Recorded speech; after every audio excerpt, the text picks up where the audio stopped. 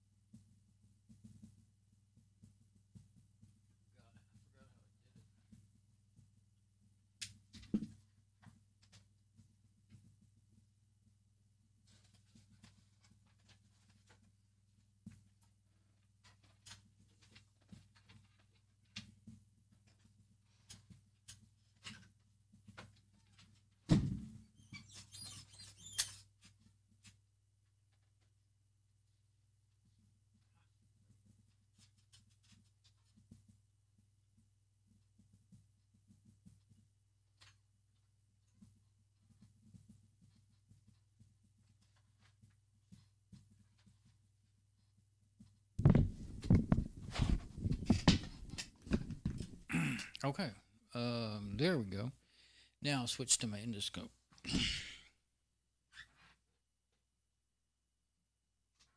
I'm finally learning to say that. Finally learning the name of that thing. Now that's its name. I mean, that's what it says. That's what it's called. So there we go. I should have hot glue ready to go here. I'm gonna get my thumb out of the way. I don't want to hot glue my thumb. That wouldn't like that. Actually, put it on. Let's see. I'm going to try to use, well, I'll kind of use a combination of what I can see. Well, I can only really see it. Okay. I'll start at the bottom and work my way up. Can't see it on the gun's in the way of the big view. I was thinking I would use that. I don't think I want to put a whole lot. Just want to kind of get it there where it will maybe remelt that. I don't want it to come out on me, but I'm not going to put it up and down. I think it goes down in there all by itself anyway.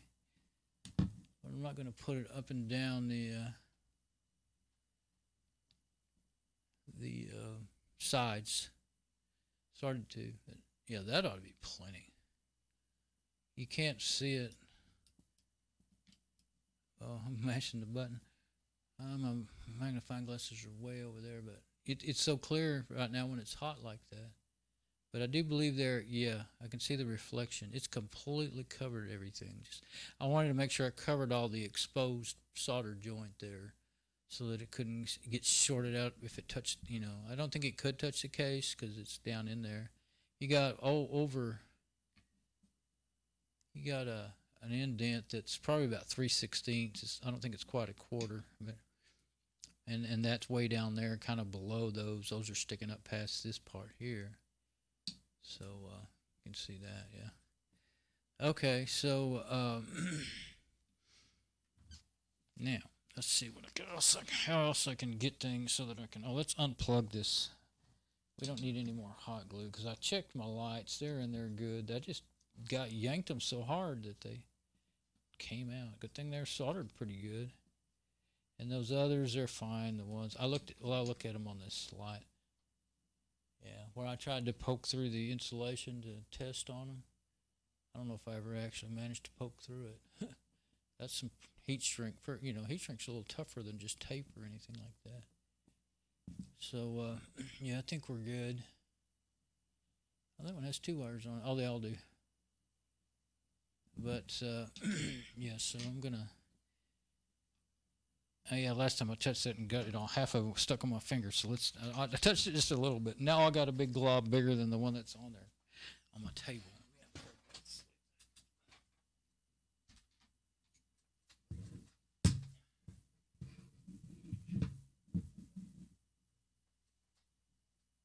Last time I put it over there on my desk. Last time I put it, after I was unplugged, I put it over on my desk so that I wouldn't, and it dripped a big chunk on my desk. It didn't hurt it, but.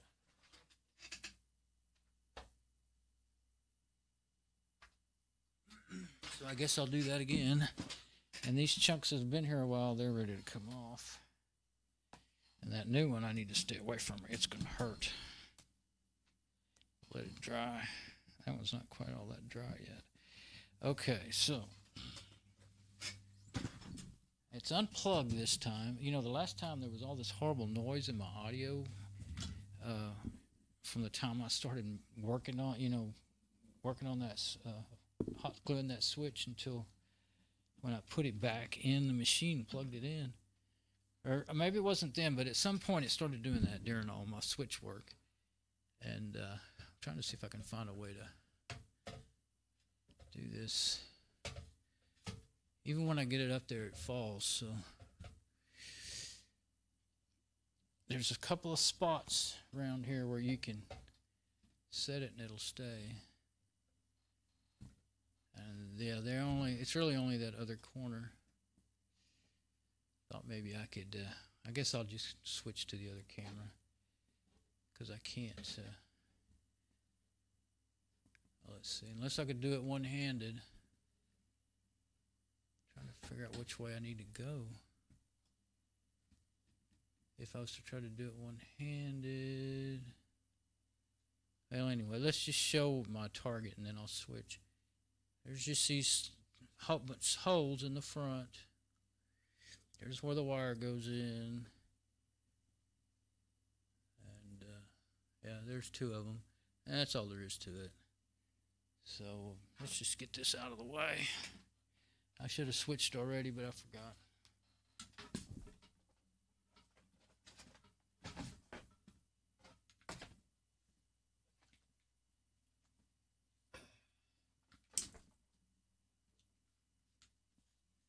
That's why they have people that in TV studios that switch for you.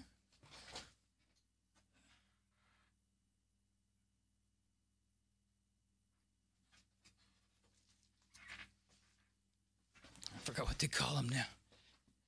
They have a whole team of people anyway to do all that good stuff. I think I'll stand it back up.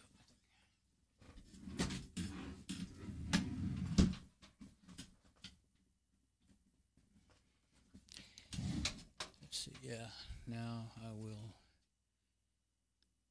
PR, resets on the top, okay.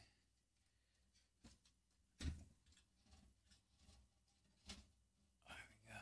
See, am I seeing all of my spots? Oh, there's not any on the bottom, there's just the 4 on the top. Yeah. R on top. Yeah, that looks right. Let me look at the case cover too.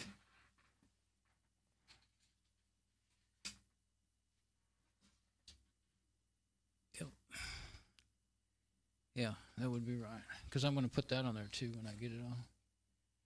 Yeah, it's still warm, but it's real nice. Covered it up real good. I can feel it now that it's covered up. I can kind of see it better too. It's all getting foggy. So kind of got to squeeze it to get it on there. There, to get it to go in the spot. Actually works pretty good. Most of these plastic snap-on stuff, they break first time you take them off, even when you're, no matter how careful you try to be. Okay, so, and I mentioned that the first time I took it apart, that hole where the wires come out, it doesn't even need a grommet because it is rounded and smooth. Oh, it has like a metal grommet, basically. I can feel the backside of it. It's more like a housing box, that has some of them actually not houses but commercial. Some of them would have something like that. I don't know if you ever see anything like that. But and then this has three on each side, and they're metal instead of plastic snaps. So that's really cool. And I think the front's ugly myself, but I was actually thinking one of the things, about a machine you have up in your room where you're going to look at all the time is what it looks like. And I was thinking this one being a Celeron, my servers are Celeron, my IBM, and I like it just great, except there's something funky about, I don't know if it's just age, but the onboard NIC card will not work with my new router. It will only work with the older ones. And so I have to have it, I have to have my new router. I have my new router on the front, right next to connected to the modem, and then the next on the daisy chain is one of the older ones, and the next is another older one. And what I would like is to have the server on my new router. Now I thought I might go ahead and take out, while I'm all here and everything, I might be giving myself another headache, but I was thinking I might take out, I gotta get, before I plug anything in or anything, well, let's go back to this other camera. Get this out and this out. And, because I'm debating about going ahead and I want to find out if I got match sets of memory sticks.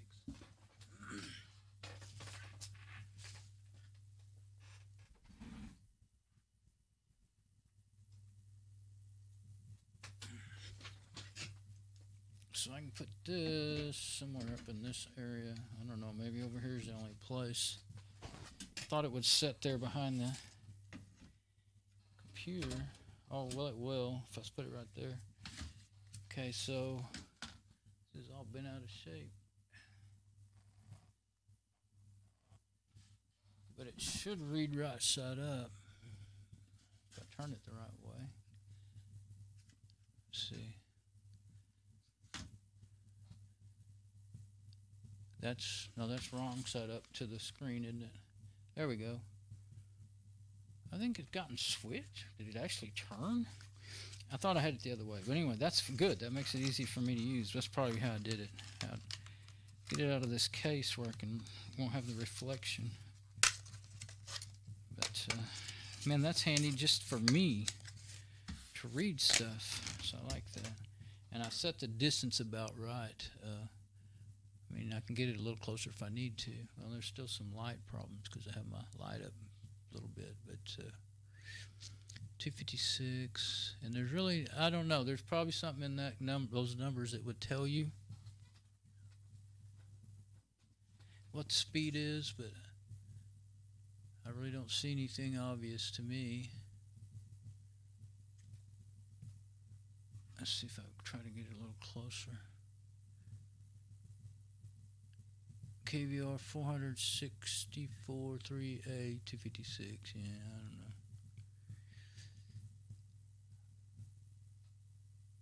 Oh, void if removed. I saw that removed. So maybe that one. Let's see what these other two are. I think there's a 64 and a 128 is what I think they are.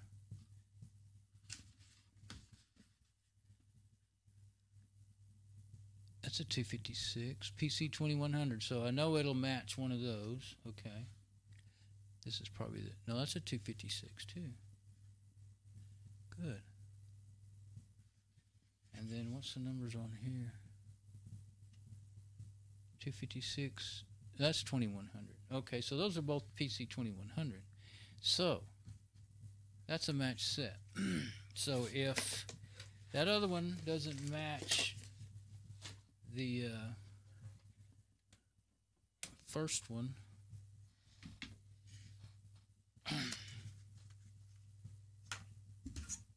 just put it up here. I'm gonna lay it down again. That is one thing I figured out I could do, is lay it, shoot at the memory.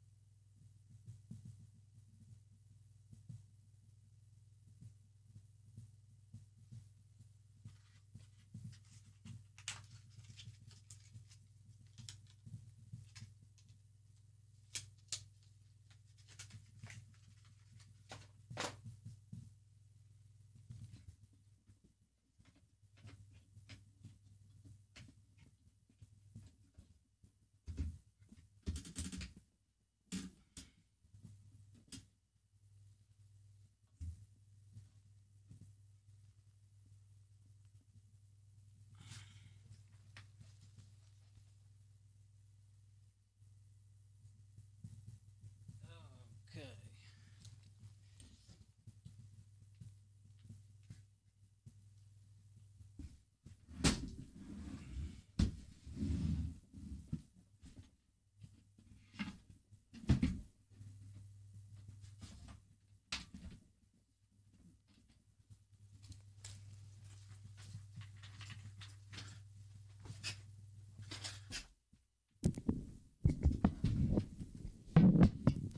Okay. Oh, I think I'm getting ready to knock my. When I move my mic back and forth, my computer up there, it pushes it back and it gets the back legs off the desk. Let me fix that.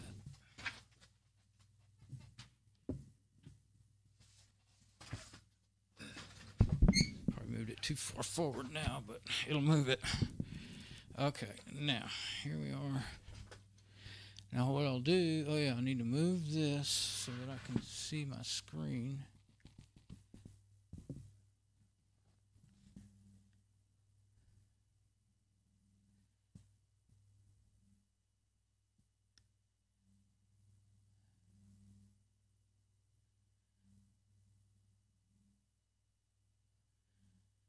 I think having my cup in there just kind of throws off the focus, I think. Okay, yeah, I think that'll be as good as I can, about as good as I'm going to get.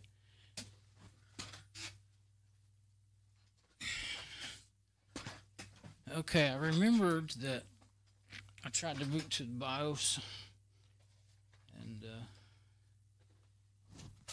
box down there out of the way, just out of my way. I tried to boot to the BIOS. I tried to boot to the, yeah, I'm putting my neck pillow up, but my neck's sore.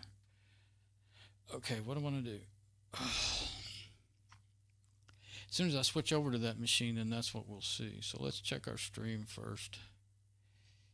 Go ahead and get on the desktop.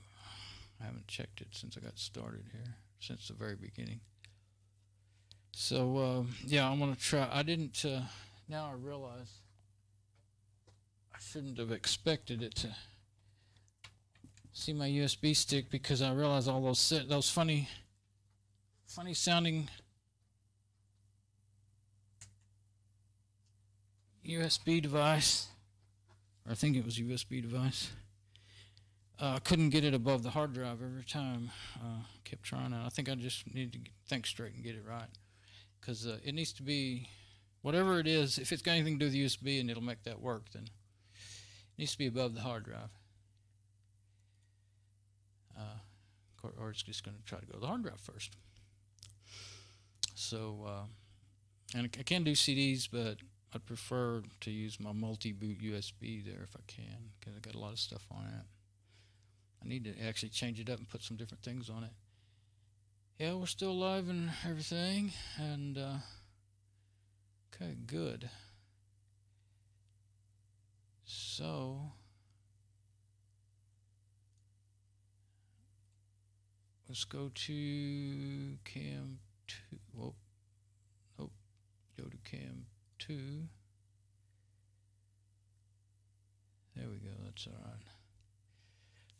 Okay, now when I'll switch my KVM over.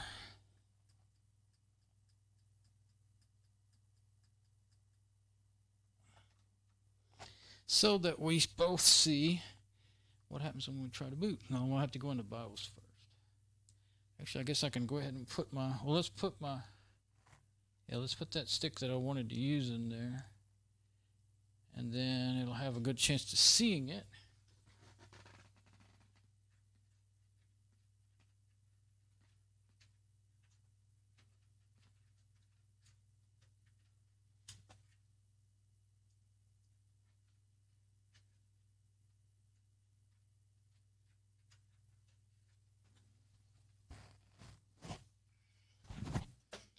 Now I'm fighting my pillow because I'm moving around a lot. Okay.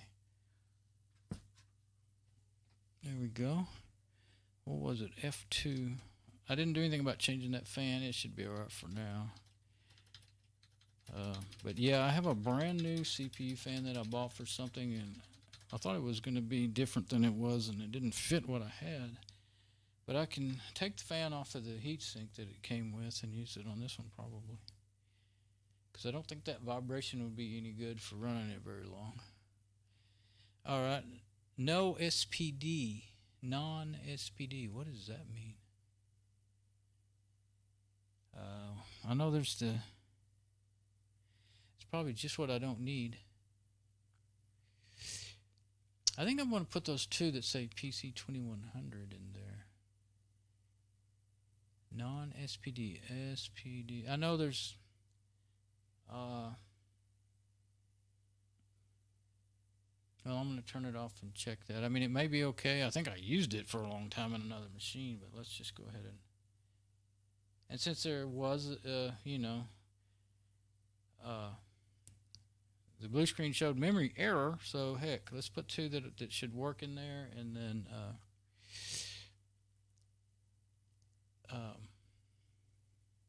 wish I meant to write on that memory what it said in BIOS before I forgot. On that other one that I just took out, like with a pen or something.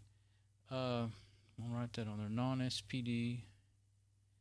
Of course I do. Oh, I do. I should have it on the camera since I'm saying it, even if it can't be read. So that's good. Okay, so let's turn it off. I'm gonna get those other two and put them in there. Okay. Let's do that right quick. Oh, I'll have to switch again.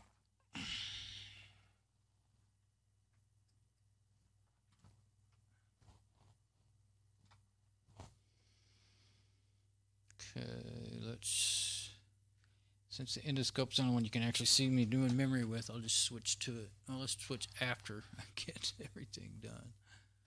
Okay.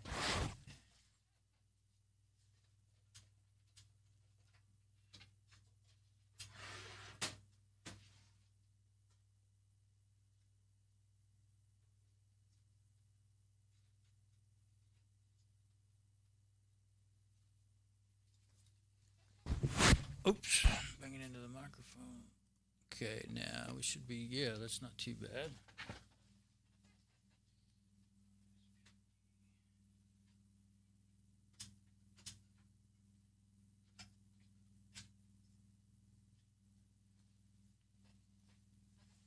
I don't really know what non what SPD really means, but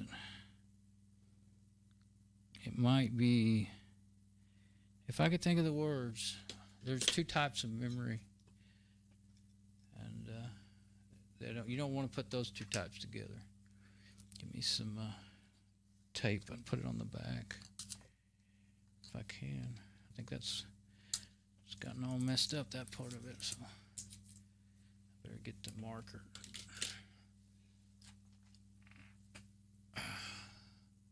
Don't think it matters what camera I'm on. Well, maybe that. There we go. Now you can almost see what I'm doing.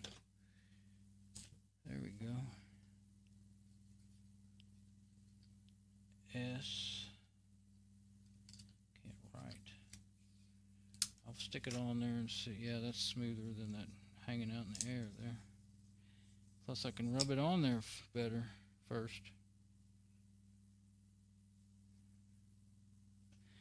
Okay, now you can't always read that really good, but with a magnifying glass or something you usually can. And this is 3. Get that other one.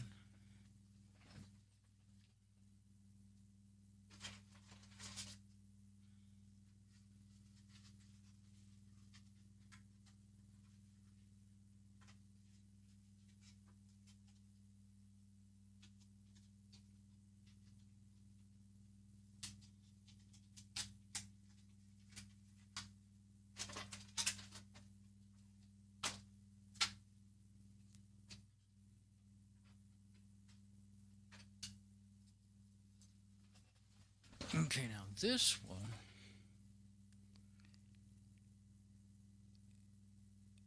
somewhere it says PC2700 on there, I think.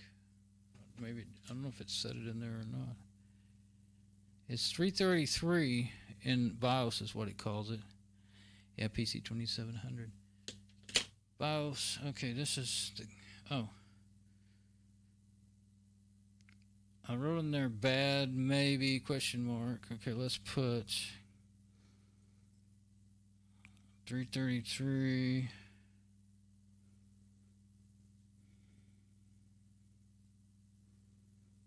in BIOS.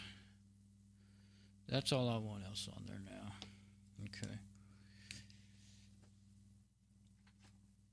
And I'll put it over there.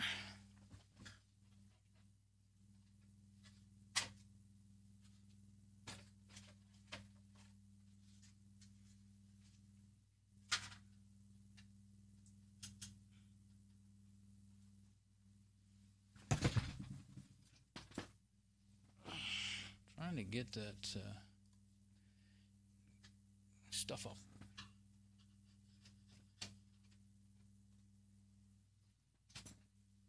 It's bugging me. I couldn't leave it. That melted plasticky junk. Glue. Okay, now this one, let's go over to the, where I can read it on the endoscope. And I'll just leave the mic over here. I won't talk over there.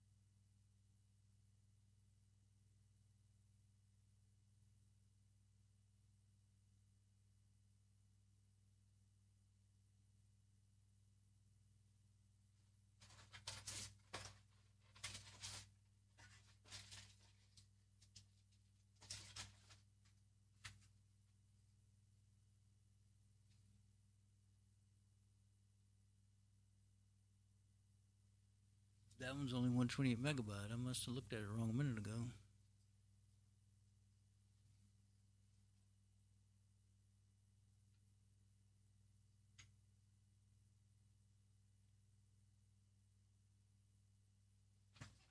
It's also got some tape on the back with some writing. That means something was up with it. Okay, alone. But cannot something other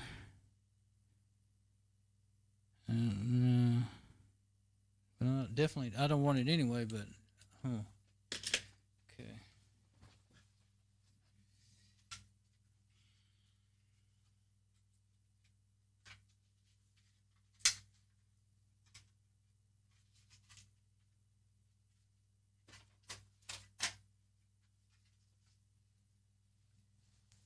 The one I put in there was PC2100. I know that. And I believe this one is PC2100. Yeah. 266 ends up being PC2100, I think. I've already forgot. What did I decide about the other one? Oh, yeah, it said it was non-something. Whatever.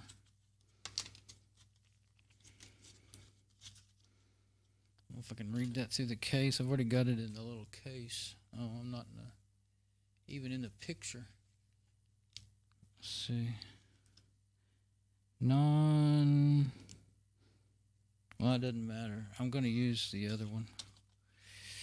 256. It says DDR266. I don't know why they got to mark them 100 ways to Sunday. Okay, they just mark stuff all the same. Ooh. Plastic is so tough, I'm scared I'm going to break my circuit board on my memory stick. But I like having it protected. So I keep putting them back in there.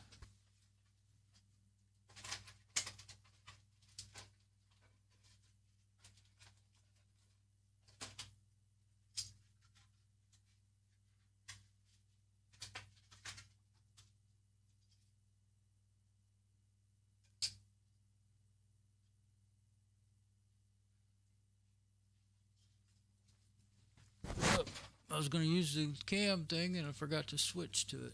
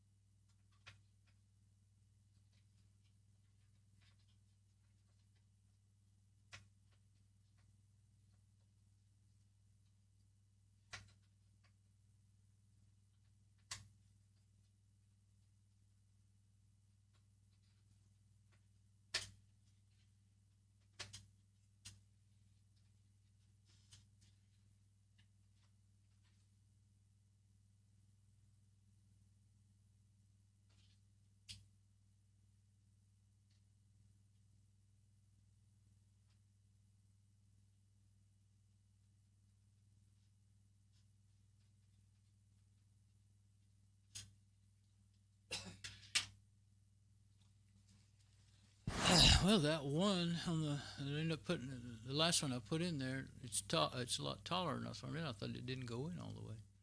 Let's see, cam 2. Yeah, that'll put me back on the screen when I start booting up. Okay, I go get that endoscope off of there.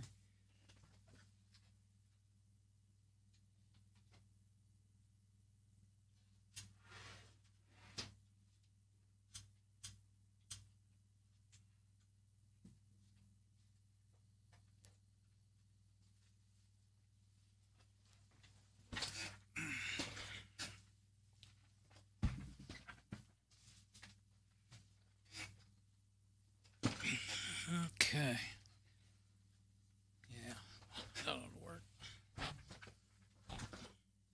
got my USB in there, but it won't see it, I don't believe. If it ever does. It will be after I do some changes in BIOS. Okay, let's switch. I'll quit using my pencil because I'm tired of reaching up there like that. There. That should work.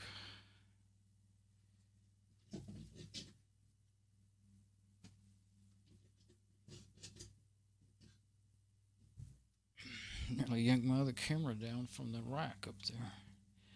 Okay. Let me triple check everything. After I go around and around in circles, I get a little confused. Let's see. Well, there's no point in trusting that you're making a screen live thing unless you are. I guess I should start getting that laptop out and let it just run just to show that I'm online. That I'm streaming as expected.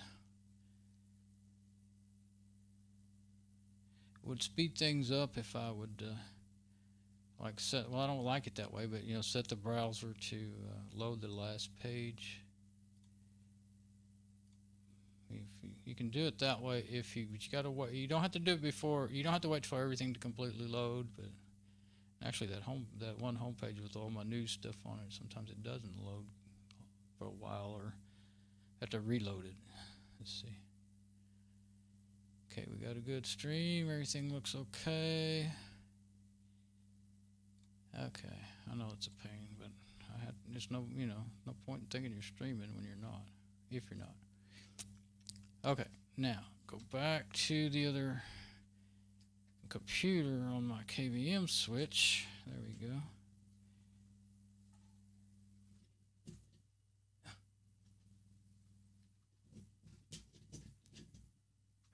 My camera 1 is right there where I hit the USB cable whenever I put that back. So I guess I either quit getting it out or don't put it back. Boom. Okay, sound works.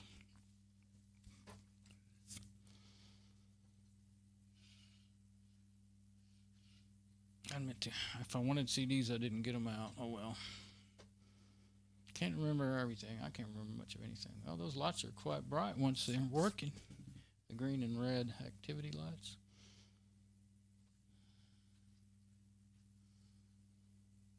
Okay, we'll probably have to hit, unless I decided to boot up to that hard drive, we'll probably have to hit something. I really can't, like, surely there's a way in there to tell it to halt on all errors or whatever.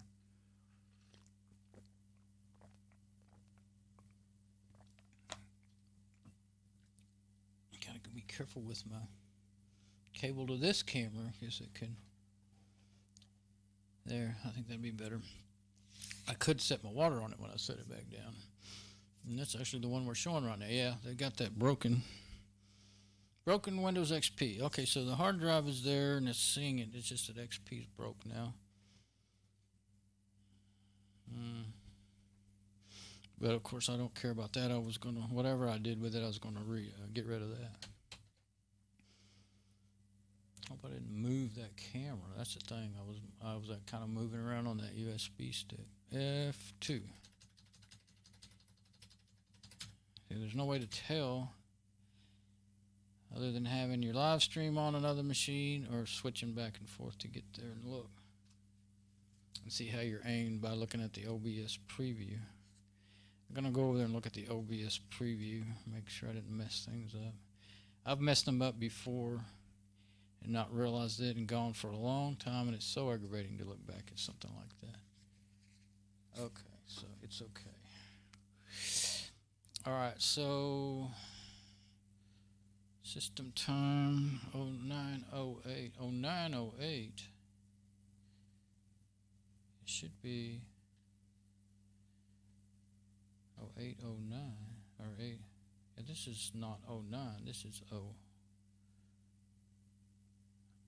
Let's see. It's probably 89. Let's just say 0808 for now, and then I'll find out what the actual time is. Well, I can probably set it from within some operating system. Boot. Okay, I won't. Oh yeah, what do I need to find? Peripheral.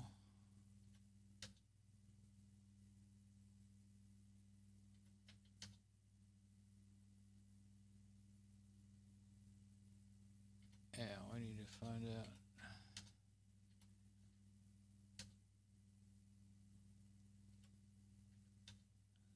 Let's look at the log again. It says keyboard not functional. 010102. 1104. Doesn't look like it has. Oh, there 090817. It still says keyboard. Okay, so it's not seeing the PS2, so it's saying that, but it's not stopping it from booting, and my USB keyboard's working. Okay, so that's fine. Video, USB, enable. Okay. Alright, security, power, stay off. Boot.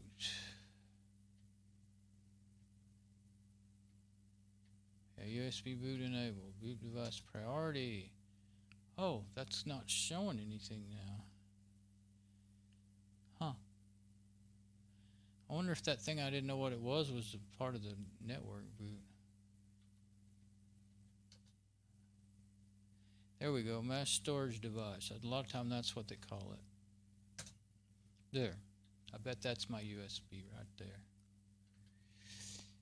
Because it actually shows up as a mass storage device. Okay. CD-ROM drives. Oh, you see keyboard detection warning enabled. Could turn it off.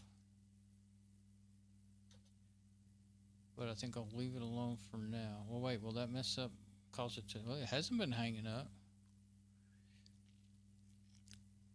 Actually,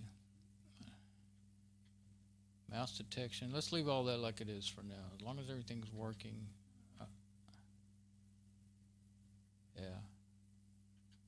We'll leave those alone for now. And then we might have to change it. Alright. Let's make a video note of that. Now let's see if it tries to boot to that little stick. If it don't do to that one, it could be because it's flash in a USB adapter, and we'll put a regular USB in there. It booted on something else. Looks like it's going to do it. It booted on something else that I wasn't sure it would the other day. Boy, I'm tired and my neck is tired. My neck hurts. Yay, easy to boot. Please wait. I'll be happy to wait now. Okay. So that's what it was. It was the mass storage device needed to be ahead of the hard drive. All these BIOSes are a little bit different. And the craziest ones I ever saw is a Windows 10 machine that I helped reinstall Windows 10 on. I've never used Windows 10, but I've installed it. I found it a while back, but I found the place where Microsoft will let you download them for, repairing them and stuff. As long as you have the license, you can. One time, I was on their site, and you couldn't download the ISO without the license key, and then I did all that, and I had a key for Windows 7. Still wouldn't let me do it. And so I already had some anyway that I had already downloaded before, but I thought there might be something wrong with one of them, but it turned out to be something else to do with my easy-to-boot stick. It was that helper file is what it was that I was talking about before. You got to actually do an install, you have to have a helper file and another USB stick. Well, it's got to do it the way I did it. If you do it a different way, then you wouldn't have to do that. But I already had files on there, and I didn't want to reformat it. So let's see. What do we want?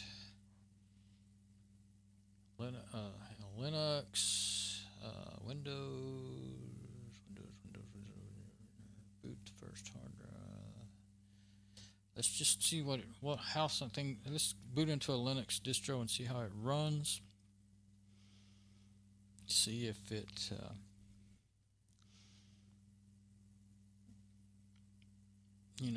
do a few tests on the hardware and stuff like that.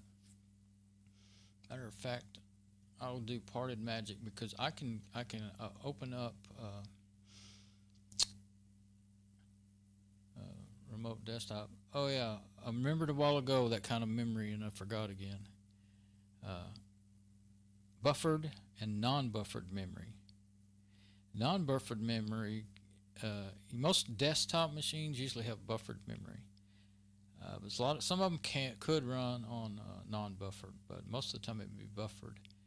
And so I guess that's what that was talking about on the memories, a different way to say buffered and non-buffered. So if it said non, it was probably non-buffered memory. But yet I'm pretty sure I used it with that other memory, so I don't know. It didn't, that one that said non-PC whatever or something. Could be a whole other thing that I don't know what it is.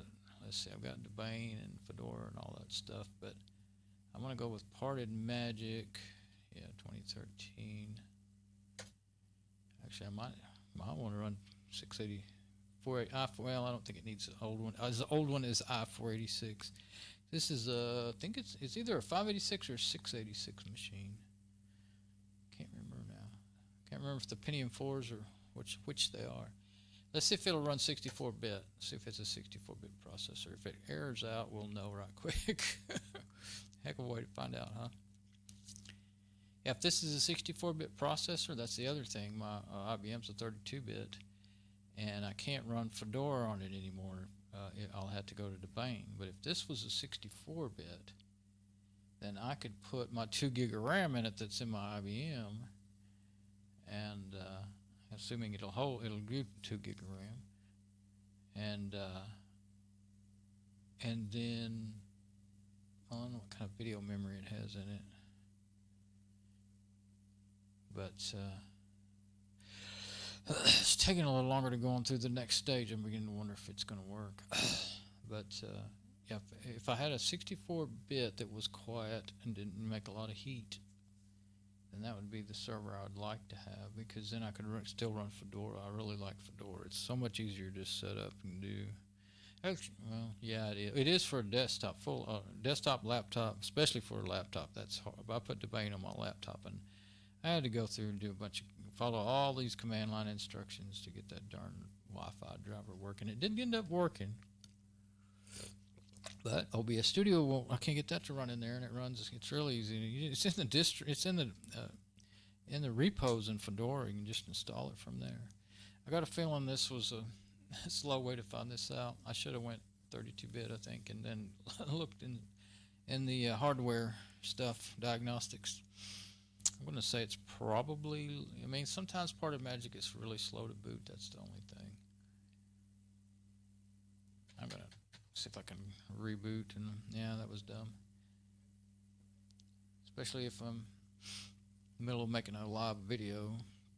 I'm going to say it probably isn't 64-bit, because it was probably going to hang up and keep trying and then finally come up and say errors. Usually, though, if it's not 64-bit, it would have already stopped and said, please use a kernel that matches your system. But I don't know. Parted Magic can be slow to do everything. So Fedora boots fast. Could have used one of those. It doesn't have a lot of diagnostics on it. And the 64-bit will not run TeamViewer. That's what I was trying to say, because I could get in TeamViewer. I did that the other day in Parted Magic, and was able to really show this, what's going on the desktop. That's why I thought I'd do that. 32-bit Fedora would work. Could run TeamViewer in it, the portable version. But there's more hardware diagnostics in Parted Magic, so I think I'll go with that first. It's running smooth now. The fan's not vibrating. Could have been just some more dirt that hadn't come out of it yet. That thing was one. I remember that was the one that was so filthy. One of the ones. No, it was the other one that was. I had to end up taking the cooler off again. I think I took this one's cooler off because of the broken fan.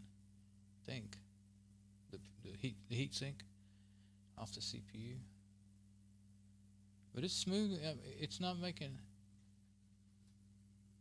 much noise at all. I got the case completely open, and with one hard drive, and I'd probably still put another new fan in it. With one hard drive and everything, it could be quiet and probably not too much of a heat maker. So that might be a good new server. And then my original goal to find one to temporarily for my mom to use temporarily while I'm reformatting and building up her new operating system. Because it'll take some time to set up all the apps for her and her web browser add-ons and get everything all set up. That'll take me. It's taken me a month or two last time, but I did a lot on it last time. This time she really didn't use but about one. Like she uses like 5 apps probably out of 100 or 200 apps I put on there. So let me pay attention to what I'm doing here. Yeah, part of magic. Okay, I'll just go with the default 32-bit this time. Last time I did that on that other machine, what machine was that? Oh, that was the one in the floor that's a Pentium-4, and it wouldn't run right. It crashed. And so then I went to 64-bit, and it never did crash. So that is a 64-bit. But it's loud, and it's going to make heat because it's Pentium-4. My Pentium-4 makes too much heat and noise. Makes a lot of heat for one single core machine. And it's loud. It's loud because of all the fans I have. But I have 4 hard drives in it.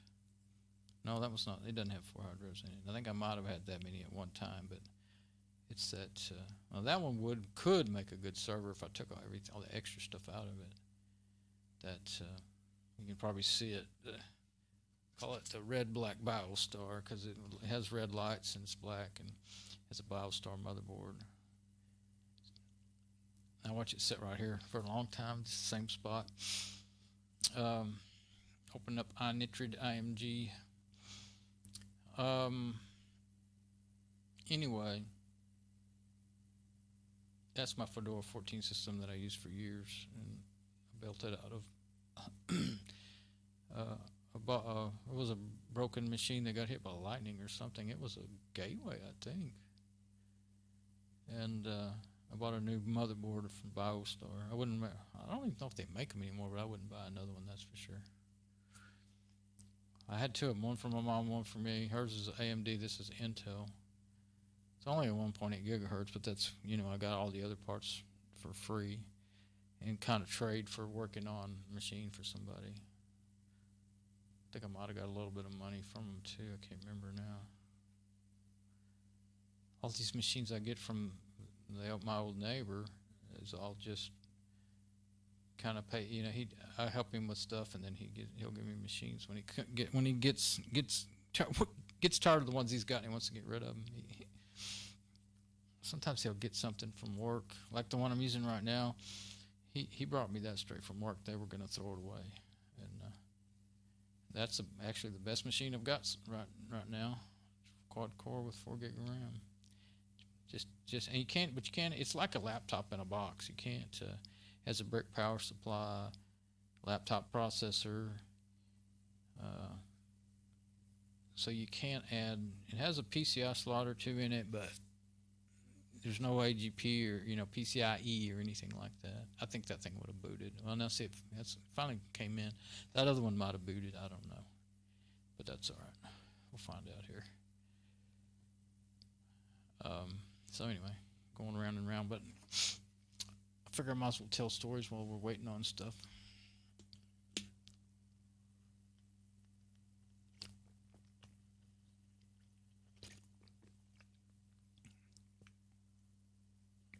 I hear a funny little noise in the speaker, I think, or is that outside or something? This is going to boot into RAM, so I could even take out that stick if I needed to. Of course, I wouldn't want to if I'm going to run my TeamViewer off of my little stick and all that stuff. But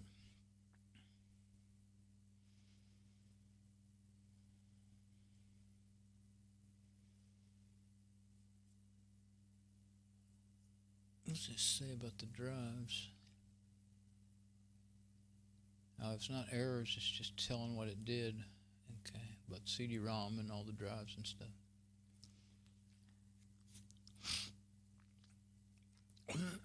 So once this gets up, that's what I'll do. I'll just go ahead and start up TeamViewer, and then we can get on remote desktop. Well, looks like my glue stick is done dropping glue. It wasn't so much at all this time. It's a tiny little dot. Last time it dropped as much or more than I put on the switch.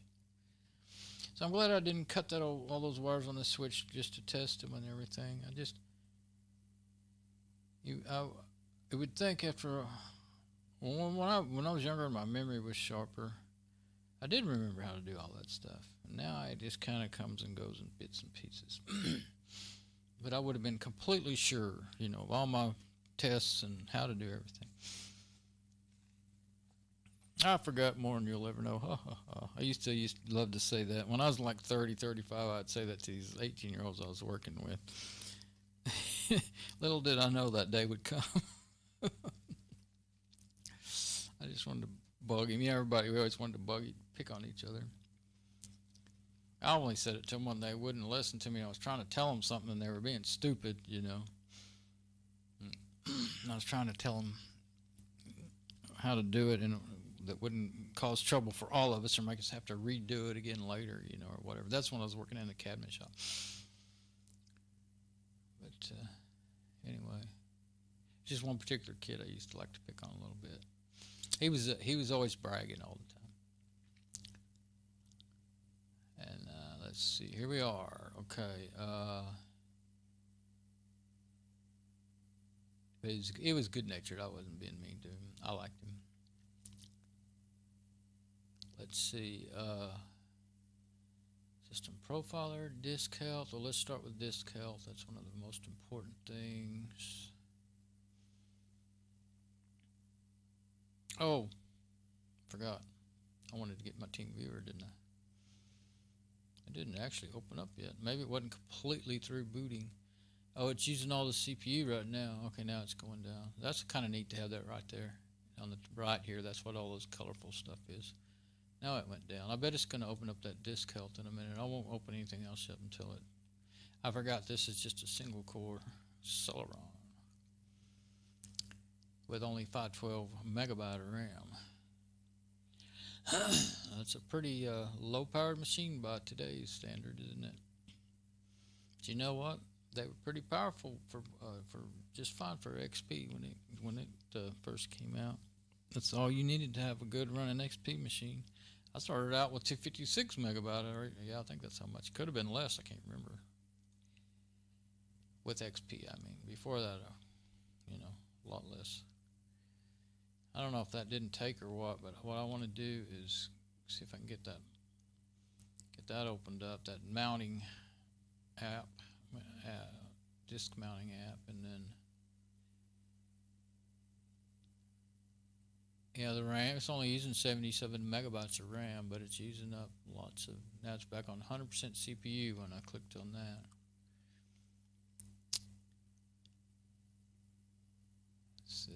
This is my, yeah, I should have that little, there it goes.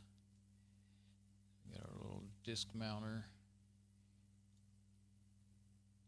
Yeah, I can hear something's making a little noise in the, might be this machine making a little telltale noise through the electrical system. It's kind of going into my speakers. Let's see, I think it's that one. What? Oh, it's like, what in the world? Oh no, that's mounting it. It's just weird looking. Didn't look like that last time. Dev denied. Already mounted. Oh, okay. I double clicked on it. There it is, though. That's what I wanted.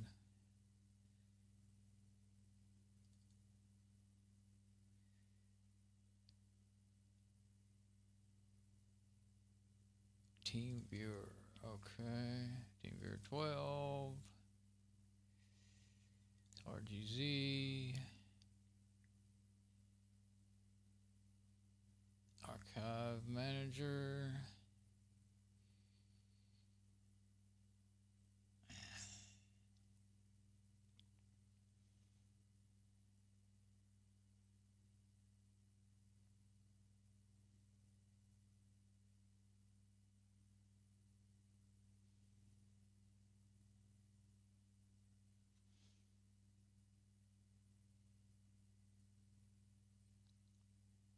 I guess this one can do it with, you know, just, yeah, it should. I was only using 77 megabytes of RAM out of 1212.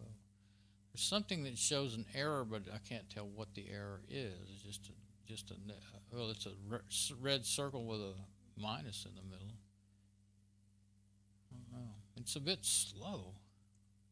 It's more than a bit slow. I think it's acting slower than it should, it seems to me. Maybe I don't have the best memory in it, but it's the CPU that was getting used up.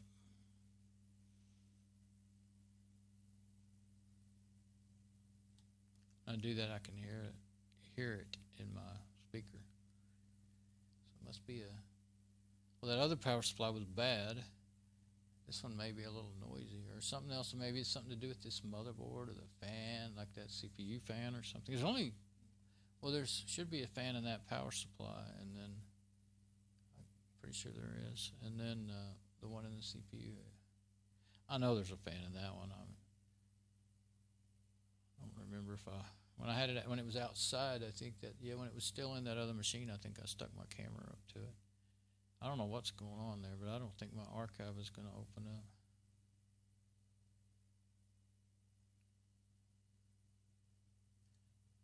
Seems that I have an error. Let's see.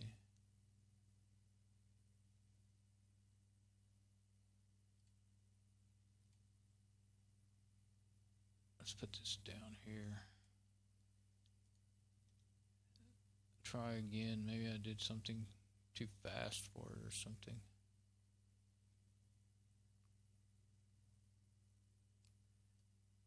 Archive Manager. Well, if it's not going to work good, then I'll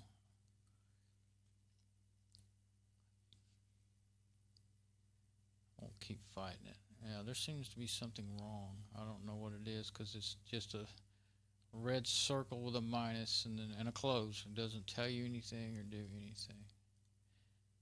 Maybe maybe that's 64-bit. Do I have another one? No. And even if it's an RPM, I have two 686. I have two of them. Why do I have two of them?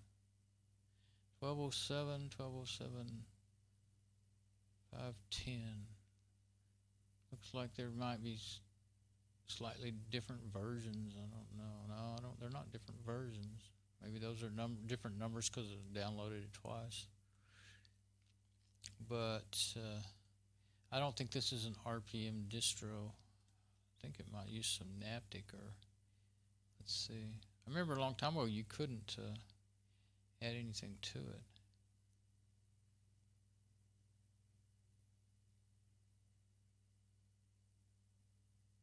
Couldn't install anything or do anything. Not seeing it. I thought maybe I saw Synaptic in here the last time I was in here.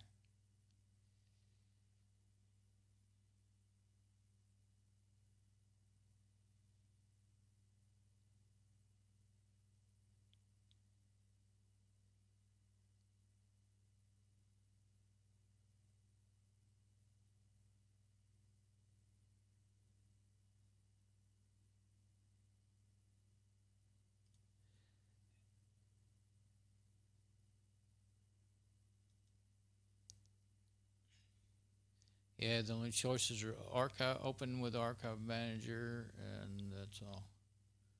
So you can't even, yeah, you couldn't double click on it and install it or anything anyway. I don't think it's an RPM distro. Okay, so we're just going to have to work like we are. Going to go ahead and unmount that for now. I don't know if I'll be needing it. If I do, I'll mount it again. Okay, disk health. Let's see if we can open that again.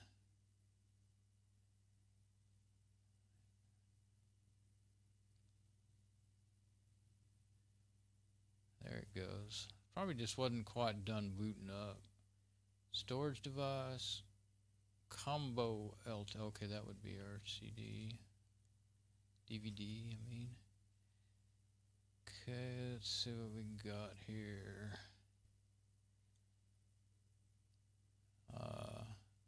Seagate Barracuda, 40 gigabytes. It passed its test. Let's go ahead and make it bigger now. Relocated sector, pre-failure. They all say that unless they're brand new. Current pending sector.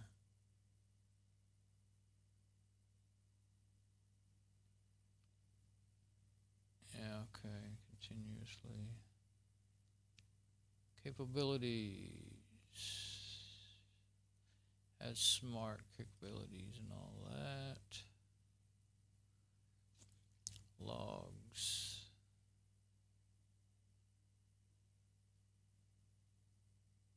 Uncorrectable error, 8 sectors at LBA, so and so, so and so.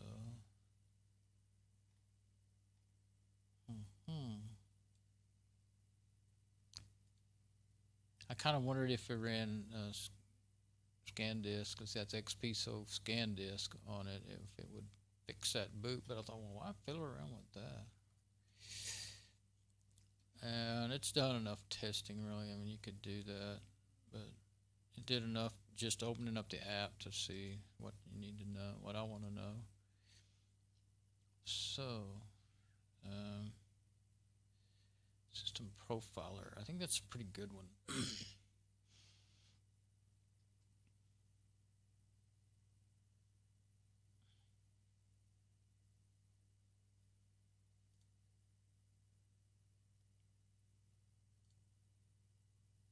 Summary, and I believe you can save this report too, which I always like to do. Then I can look back at them later.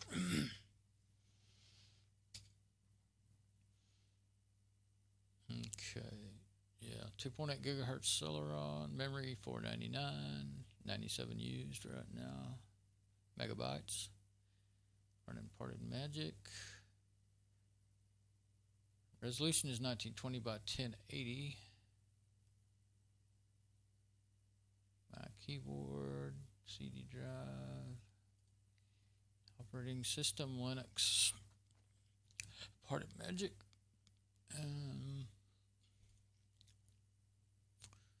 kernel modules, boots. Doesn't say anything about boots so far. Sometimes it takes a little while for stuff to come in.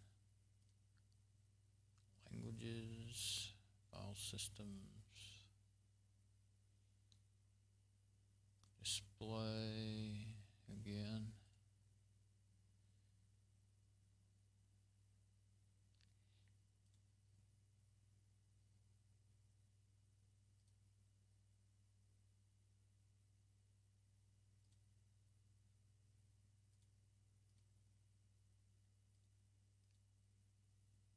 Processor again, tells you a lot more information. It's a really detailed one. Memory.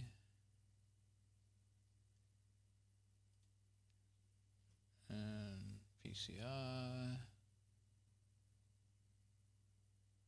Does have an ISA bridge in it. I don't know.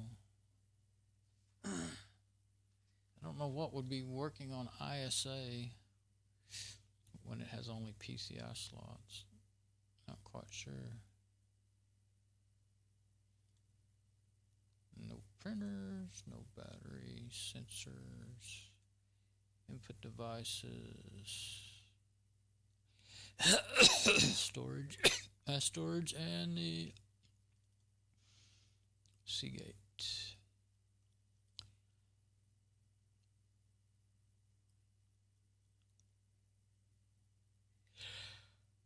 DMI information, Intel Core. I'm not sure if that's, I don't think that's the processor stuff. Memory. Please load EEPROM module. Huh? resources. Keyboard. Okay. Network interfaces. Ito. 10.104. Got the routing table. DNS servers would be the router that it's on. Shared, and then there's benchmarks, and those take a while to run. I'm not going to run those. Could run one. Which one's the? I think the top one's probably the quickest one, and it's about as. Do not move your mouse or press any keys. Oh, well, I wouldn't have, except for you popped that up there.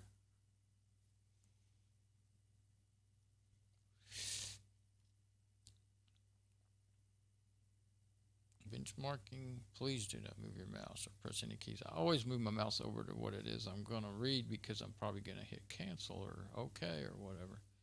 Okay, this machine, 2800 megahertz. And as compared to it's 2016, it's on the top of this heap. Lower is better. Oh. Results in seconds, lower is better. So everything else is better. 4X Intel Core Quad. Oh, quad core. Well, yeah. 2X Intel Pentium D 3 gigahertz, Intel Celeron 540, and 2X AMD. I guess that's dual core. Yeah, that's why I don't really ever use this stuff. It's just comparing it to everything under the sun that's not anything close to it. Okay, create a report. Select all. Generate. And I'll save it as a file.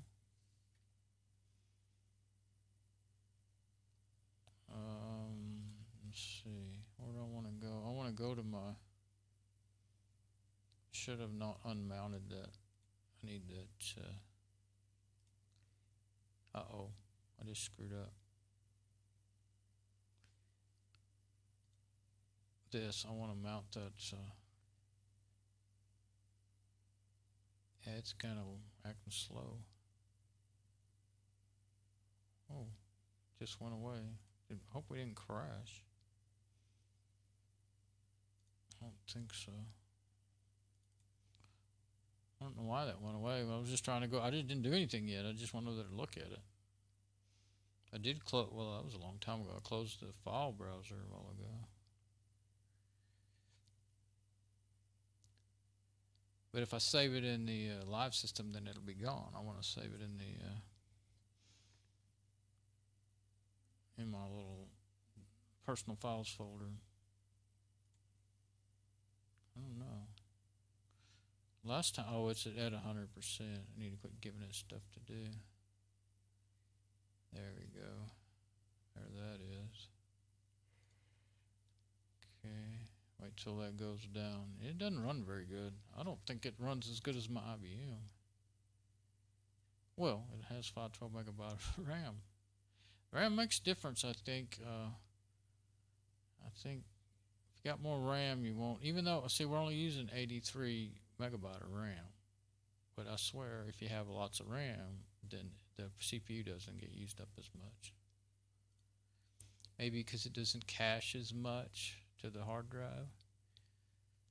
Could be. And it can use more RAM because it has more RAM, you know. I don't know. But where are we? Okay. For Magic. This is the one I want to put it on. If I just click on it, then it'll, you don't actually have to double click in here. I keep getting in trouble with doing that. You do in some places. But probably come up with that error again. Can't mount it, it's already mounted. That's what happened last time I did that. I think I clicked on it more than double clicked. I have to wait. Whoa. I've never seen the mounter look like that before. What in the world? Well, I can see that it's already up there, so I'm going to stop that one. Stop that one. That is weird. That whole line of stuff, you know, there's not that many drives. They're duplicates of the same drive. I don't know. I'm going to leave it alone. It's open over and over.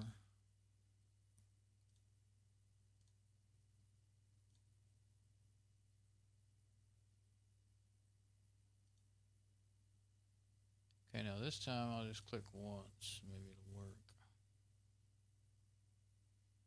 There. But if you want to go into a folder, I think you have to click twice. Now then, what I want is to save this in there. Guess I'm going to have to click on create report again. Yeah, see, that's where I messed up. Well, I should have had the drive ready. Select all, generate. At least it didn't take a long time. Now the mount thing is back to normal. I think it's going to be SGB1, yeah. There. I'm just going to leave it just like that. And I'll rename it later because it doesn't. Benchmarking. Why is it doing that? I don't know. Oh, I said do all. So I guess it's doing all the benchmarks in my report. Oh, how wild. Oh, well. As long as it doesn't take all day long, that's alright. Yeah, it's doing all the benchmark reports, every one of them. I didn't remember that it did that.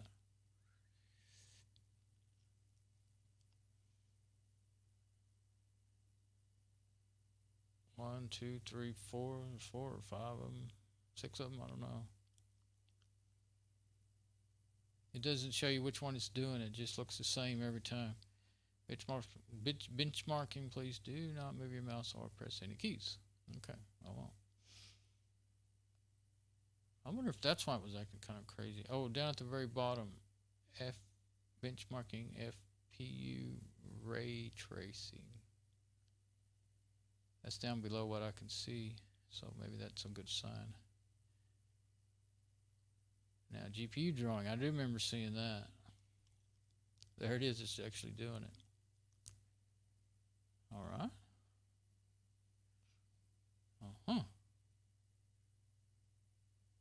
I'd forgotten that it did that, had one like that. I would like to put this one on every system, and I have the hardest time. I think it may not be able in all the repos. I have the hardest time getting its name down and remembering it, getting it written down somewhere where. I think when you look up in there, it doesn't really tell you the right name. You go search for it in the repos, and you don't ever find it. Of Fedora, maybe Debian. I think this might be this. I'm not sure what Partymatic is built on. I think it might be something else besides Fedora or Debian, like Slackware or something like that. Well, that's killing my eyes. I can't even look at that. Can't look away either.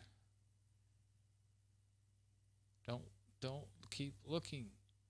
Put your hand up. There you go. Really, it really does bother me a lot. Things like that do. Well, that was going on and on forever. Is it done yet? What's it saying? Happy something or something?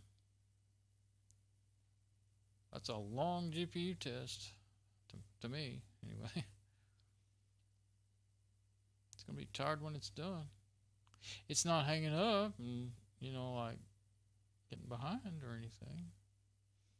And this is an onboard. It does not have a video card. Which would be okay for a server, unless you were working it pretty hard, I think that other Pentium 4 on the floor has it has a video card. I think it's 64 megabytes too, just like mine. I didn't know this could be this long. I just remember it was a good system report or app.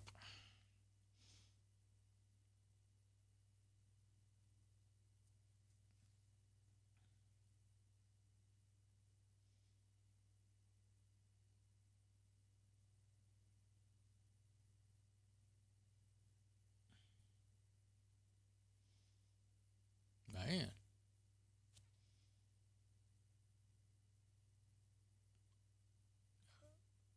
There's words in, or maybe it's not words, maybe it's just letters, but it looks like words. I kind of had a feeling when I said all that maybe I didn't want all, but I just thought, oh, sure, dude. I always do that. Yeah, and those other ones, they're not as in-depth and comprehensive.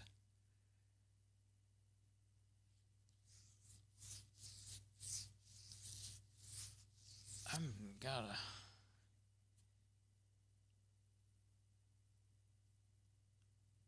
a half mind to switch back over and check on my streaming stuff while this is finishing up. I'm tired of waiting on it. It's not anything to look at. Unless you like pretty colors that much. I'm going to do that. Okay, so I'm still aimed at my screen like I should be. Desktop. Oh, wow. Last time I looked at the clock, it was around 1 o'clock. Or maybe 1:30.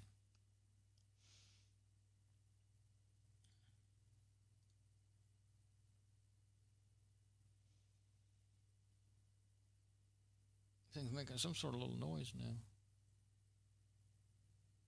Something is. Okay. Still got a good stream going though. Good. Well, it runs. It's been running for a long time now. Bad power supply. Tricky to figure out without having a lot of daily experience and some good test equipment and know how to use it. Although I did muddle through with my sort of remembering my own experience and with my multimeter. My multimeter really helps a lot. That digital multimeter can be aggravating some ways, but I really do like it. It helps a lot. Which one am I trying to get on? Number 2. Right. Okay, let's get back over there and see if it's done making pretty colors or not.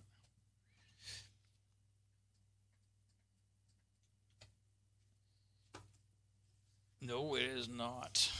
Darn it. And you don't even have the option to cancel now. Oh, you're not supposed to move the mouse, are you? I'm tired of waiting on it. I want to stop it.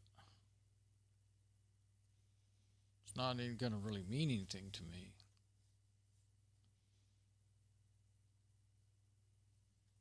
I don't think it's hung up or anything. I can't help it. I got to try to stop it. It's just starting to aggravate me. I want my report, but I don't want all that. Really, the only thing that means anything to me is everything above benchmarks. What is it? You know, all that stuff. Uh-oh. Now the mouse won't move. Oh, well, maybe it's all right. We'll see. Maybe it's done now. I don't know if I got a report or not. We'll see. It could have just overworked it and locked it up. That's the other thing. Oh, that was the last thing. GPU drawing. Okay. It was probably almost done. Yeah, I want to open my report and see what it looks like. If I can, close this app. It's not going to help to leave it open, and this thing doesn't do too. It's not very, very powerful. See, the Windows system does not seem to be responding. Do you want to force? Never mind. It closed. It went ahead and closed. I may need that. I need the document folder here in a minute. got some kind of browser on it that should open up here in a minute. Yeah, I've only got that open now, just this right here.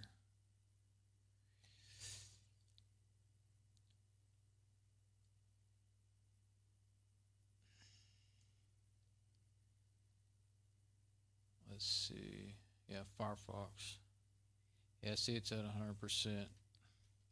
I don't know if this thing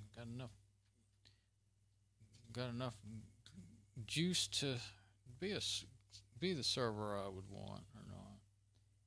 Not sure now. What else do I have? Yeah, that's all I really need as far as learning about the system. I just wanted to have that report.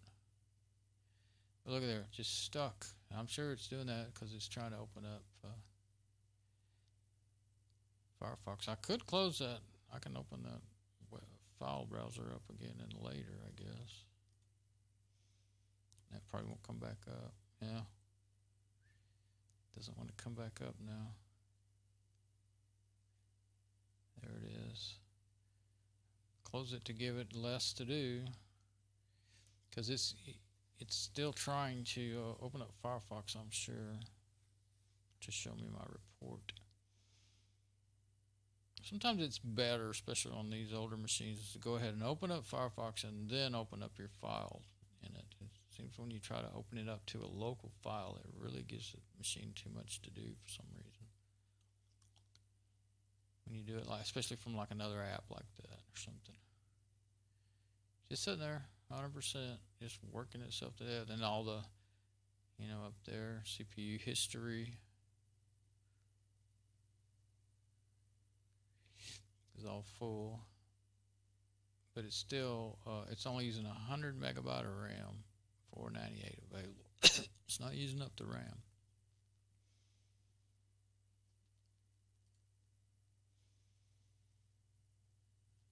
Forwarded Magic is oddly, even though it shows it's not using much RAM, it does oddly use up more than you'd think it would of a system. I've always noticed that. I'm booted into like an older Fedora, like I have a Fedora, lightweight Fedora 16, like XFCE desktop. I bet it'll run better on that than it is on this. Yeah, I can hardly move the mouse. It's hanging up. I'm going to shut that. I just wanted to rename that file, but I can do that from another system. I don't have to do it in here right now anyway.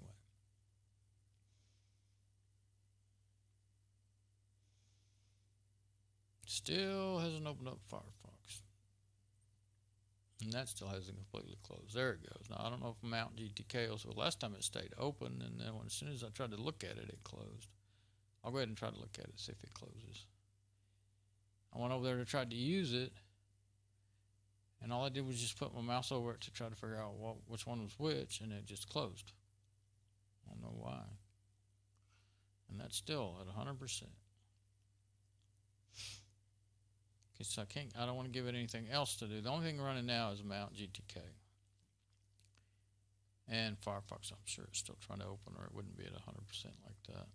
That's one thing I wish it had. I don't think it has something like that. I doubt I can open, yeah, see the barely responds. A system monitor, it may have one. Probably couldn't run it all the time, but I'd like to. Yeah, there's one system monitor. I'm not going to try to open it now, but then I could look and see what's going on, and like say Firefox doing what it's doing. If I already had that running, I could just look like I do in all my other systems. I could just look over there, click on the one that's using up too much, and kill it. Sometimes you need to do that before it just locks up the system. Let's see if I can open System Monitor. Yeah, be a dummy. Try to open up more stuff. Sometimes actually if you'll hurry up and do that, you can catch a really misbehaving app. Because sometimes like Firefox especially, certain web pages and video, especially certain video, or if you've been watching videos on YouTube for quite a while, it will just start using everything. Oh, it shut. I think no, it just went over to the other one. There's two desktops on this one. I went to the other desktop. Oh, wait, the display went away. Maybe that was the system monitor. Opened and closed. Okay, now the CPU is straightening back out. That's the system monitor, I think. That's the only one I think it has. I might end up opening up 2 instances of it or something, or maybe it opened and closed and opened again or something. CPU's back to 100%. Well, I'm tired of all that, so I don't want to wait on it to load. I'm going to unmount my little drive, so maybe it'll be safer for it, and I'm just going to reboot if I can, and go into that Fedora I was talking about. Then I'm not going to stay in there a long time, and then I'm going to quit. I'm getting tired and getting sleepy. See, when did I get up? I think I got up at like 9 o'clock last night, and it's 3 in the afternoon, so I'm tired. Been up all night and pretty much all day now. I heard a little squeaky noise in there, like a squeaky water pump. Uh-oh, mouse is not really working. What was I waiting on to happen? Remember, I was tired of waiting on Firefox. Did I click on this to try to? I guess I didn't do that yet. Oh, I think I clicked on there to try to shut it down. It's not even responding. Let's hit the quit button. I can always just I don't have to reboot it. I can shut it down. Hit the quit button. That'll just shut it straight down. Let's see if it does it. I think it does it without even asking you. We'll see. If that doesn't work, I'll try Control-Alt-Delete. And if that doesn't work, I'll do a hard shutdown. Oh, yeah, I was waiting on my drive to... Yeah, that I don't want to do. I want it to be unmounted before I shut down. Shutting down will unmount it. But I kind of like to go ahead and do it first. That's what I was waiting on. I remember now. But it's stuck on 100%. And I know what it's doing. It's trying to open up Firefox. That's aggravating. So if this is any indication of how well it runs, then it may not be worth that power supply. I'm starting to think that old Pentium 3 would run better than this. Wouldn't think so. It says 2.8 gigahertz. Yeah, I think it's shutting down now.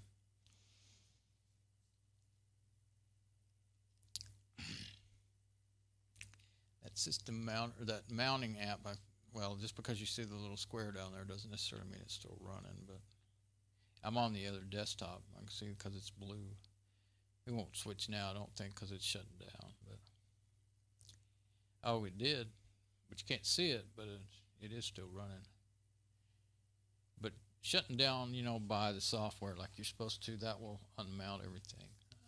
Definitely wouldn't want to jack up my little SD card if it's in the middle of writing something, Surely it would have already long time ago saved that report that I'd saved to it.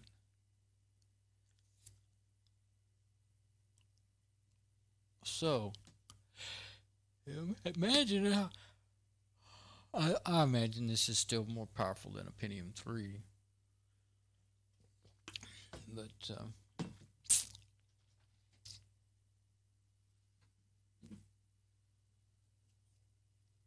I don't think it'd be the one I would want to use for my mom's interim PC. I have a dual-core laptop with a broken screen and a bad hard drive, but it has to have 2 gig of RAM in it.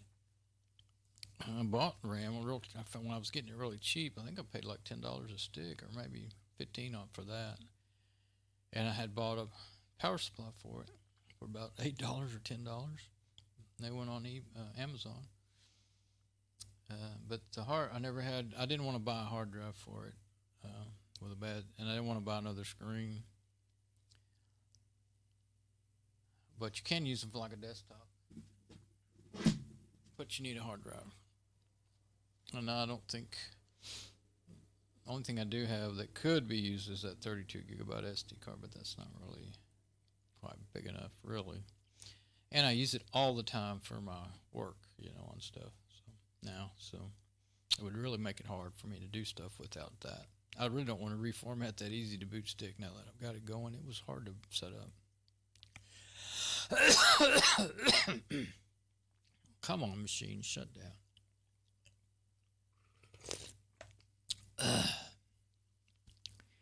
You're not being nice to me. Oh, the mouse is... Oh, yeah, it is. I think it's trying to shut down.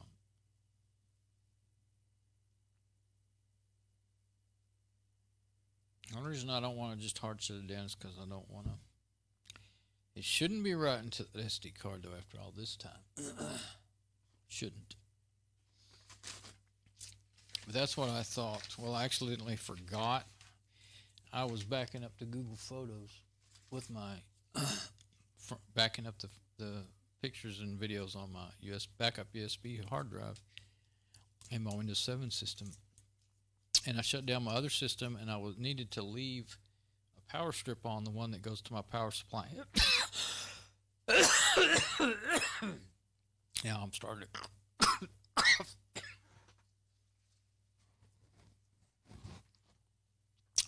I needed to leave the power supply on, power strip on, and I forgot to turn it off like I usually do, and it messed it up. It wouldn't be seen, and I had to... instructions came up how to, when I would try to plug it in, and it said reboot your Windows system twice. Of course, I don't even normally use it on a Windows system, but I went ahead and put it in that Windows system and did that, and what it did is it ran FSCK or fixed disk or whatever, whichever one Windows runs, and it fixed it. Get a cough drop. That's been long enough. Tired of waiting.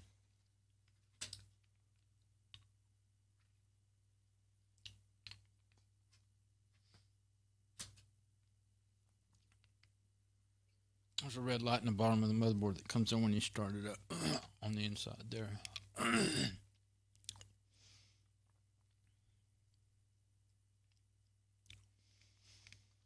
This will be my third cough drop today. But they've been working better. It lasted a good while.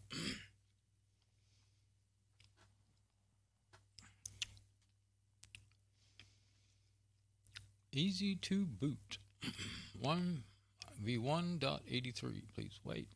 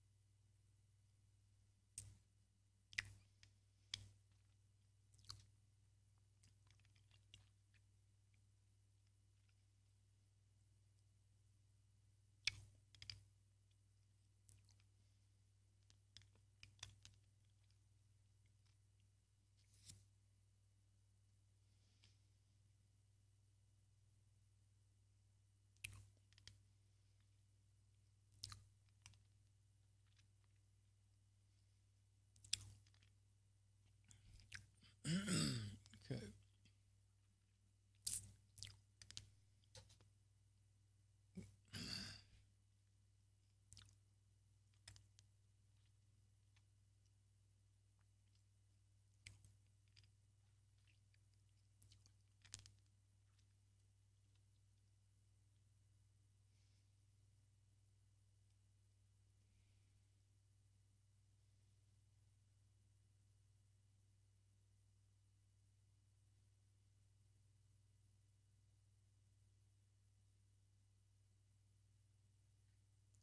Oh, I forgot that I don't have the older version of Fedora Security. I have Fedora 25.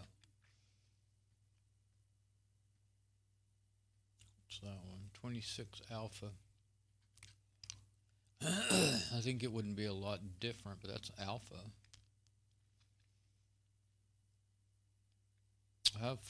I know this thing's not going to run Fedora 26 Mate. I don't know that it would run. It has an i386. I never did figure out if it was a 64-bit, did I?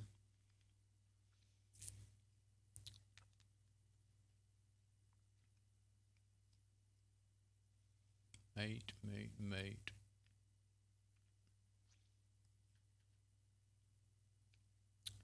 Have Debian. Now that's a lot lighter than Fedora. Let's see if it'll run the 64-bit Debian. That was not, I don't think I ever did have Fedora 16 on here. It was on, I have it on CDs, and I had it on USB sticks for a while. This would most likely be what it would run of the newer systems. It's not contiguous or is corrupt, though I'm going to have to run that make files contiguous. Let's see, error ISO is smaller than the ISO. Yeah, I guess I'm going to have to.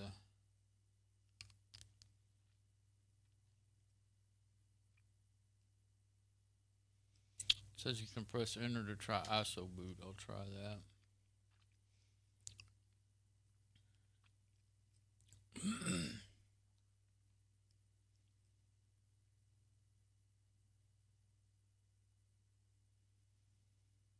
Well, I'm not sure, but it says press a key to boot, so let's see what happens. Some of it's cut off. It tried to fit it to the monitor, but it didn't. It works in some screens, but not others.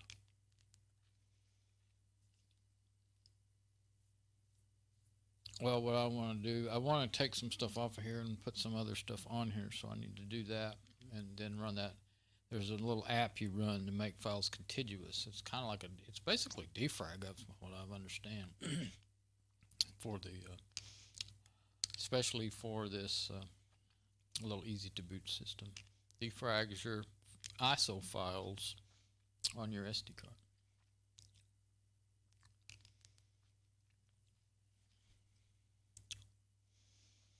It's not very fast here, but it's loading and unzipping the live initro.img. Says it's like 16 megabyte of 33, looks like.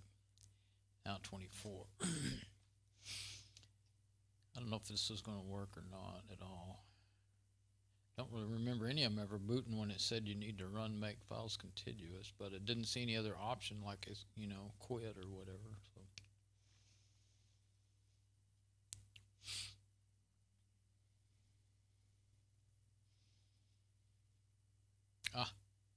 This kernel requires an x86-64 CPU, but only detected an i6-86. Unable to boot. Please use a kernel. So this is not a 64-bit. I guess I'll have to hit Control-Alt-Delete. Alright. I'm wondering if it will run Debian 8 32-bit.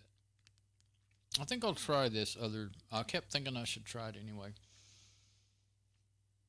I've got Hiram's boot CD, and it's got all kinds of tools for Windows XP, and and it runs, and you can run Mini XP on it. It's got all kinds of tools, DOS tools, and everything. DOS, you know DOS. So I'll get in there in the Mini XP, and we'll see how it would run on XP, which should be pretty good. And it also has all these tools in it. Don't know if I really want to use any of them, but you could try that one that fixes the boot. Or you could do check disk or whatever. That might be what it needs. There's a couple of different ones. That didn't say the classic one that's in a lot of these fixing tools, the missing so-and-so file. It said something else. Something else was messed up. INI or something. Something INI file or missing, the classic thing that happened a lot.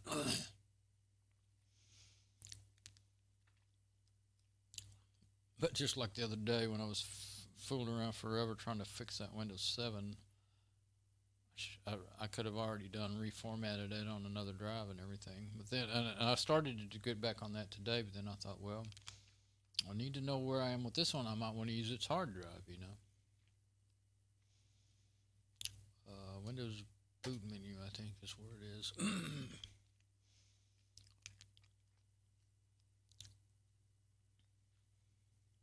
Yep, there it is. Hirons.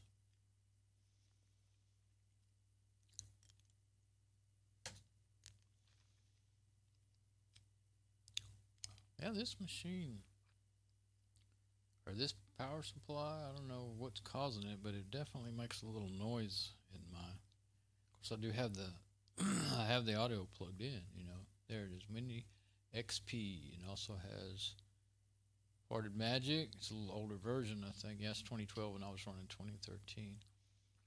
Memory diagnostic, con boot. That's where you can fix your like. I don't know if you can recover Linux password, but you can blank it, I think. Plot boot manager, smart boot manager. Fix NTLDR is missing, and that's not what I remember seeing. Boot and nuke, and you can customize your hirons. You can boot to your partitions.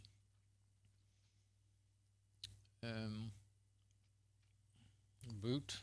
I think it just did it. I left it in one place too long. I didn't think it would do that. Thought that once you hit the keys, it would NTLDR from hard drive. It's not going to work. Darn it. I didn't hit enter. It just stayed there. I just stayed there a while. It didn't tell me it was counting down or anything.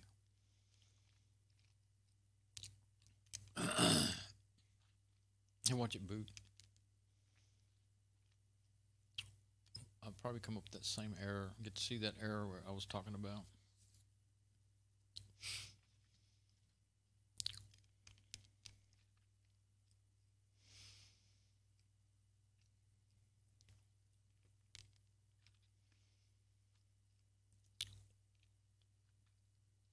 It's quiet. If I had the lid on that, you wouldn't hardly know it was running. That I like about for a server. There it is. Could not start because the following file is missing. Win NT system 32 config system. Oh, okay. I used to fix stuff like that by going and finding the backup, and usually have to just rename it to, you know, not take the back off the file extension and change it back to what it needs to be. Can't attempt it with the Windows setup. I don't have an XP on here. I have Windows XP. I have Pro and Home and all that installed. I have the bought ones.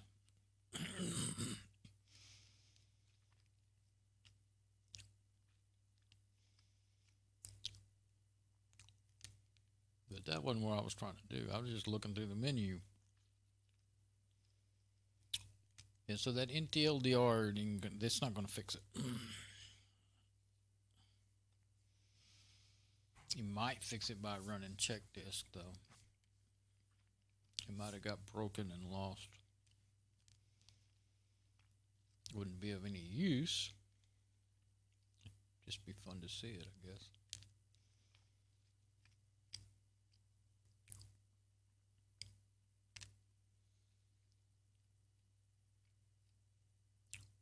Well, those old Pentium 3s, when I got them, I thought, why did I take those? They're not going to be good for anything. But now I've gotten a good power supply for, and I think I got 2 good hard drives out of them, 2 broken ones. One of them's 250 gigabyte. That's be usable. Not considered too big these days, but it's big enough to. You can run your. You know, unless you save everything into the sun like I do, you do fine with one of those for a good while.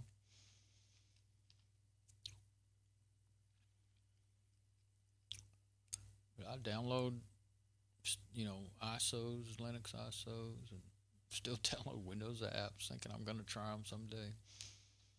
Not as much as I used to. I finally beginning to realize I'm not going to do that. Now I'm not going to flip through any more of that menu. I don't think there was really anything else to see anyway. No, there wasn't.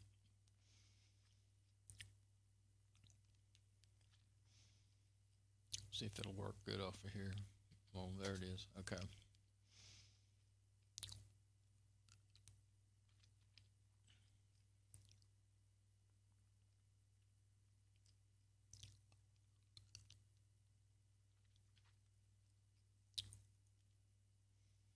Mini Windows XP. It's sort of like a live Windows XP. Sort of like a live Linux distro, but it's XP. But it has all this stuff on there for fixing XP and 98 systems.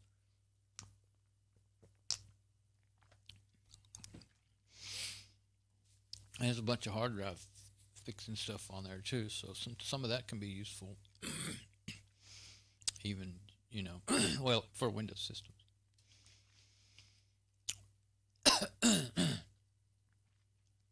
File system, not hard drive fixing. File system repair stuff.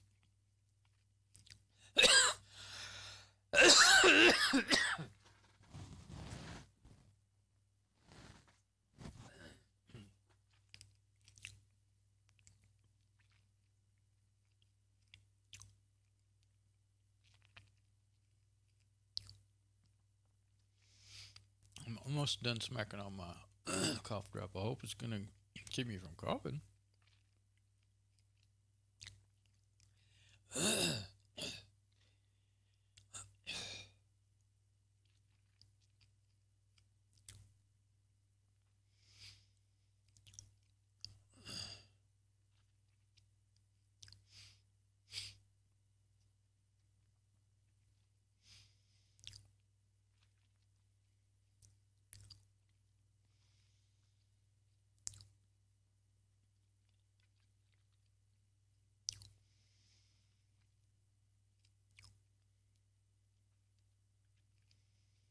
Finally. Oh, I thought it was fixing to be done loading, but now you get to see the Windows XP logo. Well, it had to unzip the ISO, I guess. Unpack it. That's not in a zip file. ISO's not a zip file. That's not so great looking. I hope it gets better than that. It may not work. Not very usual for this Mini XP.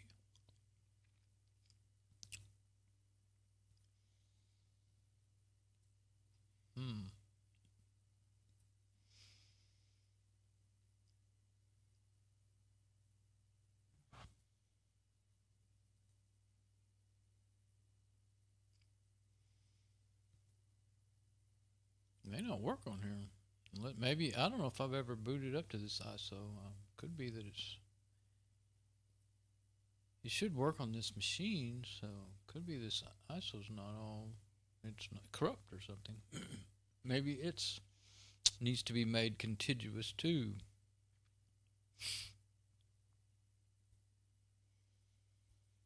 How long am I gonna wait?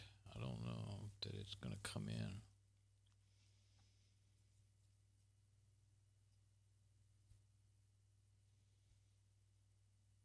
That's the thing about booting different booting off of from ISOs to different operating systems. Sometimes there's odd little errors.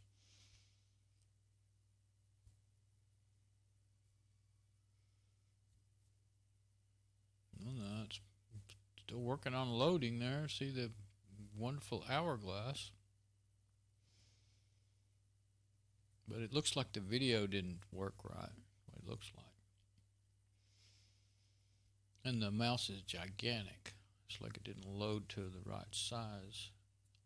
Should have at least been 800 by 600 or something, you know. 1024 by 768 is what I think it usually does.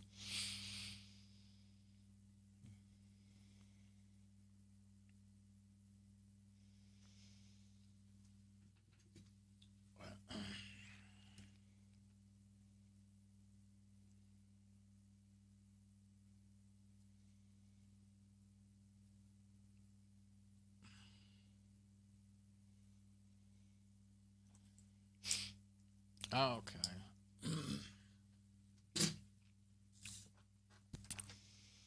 Not what I wanted or expected. Again. See if I can control alt delete or if it's just gonna. Doesn't seem like it's gonna respond. Mouse will move. Right click doesn't do anything.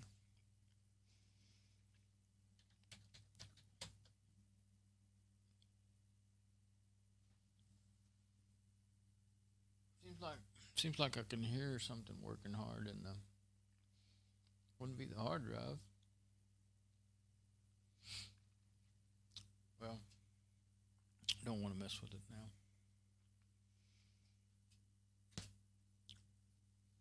Oh, I have. What kind of Debian 8 do I have? Oh, that's 64-bit on my other USB stick.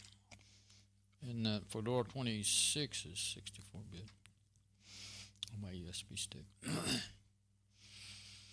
So I guess I'll try. Yeah, I don't think I'll try Fedora 26 or 25.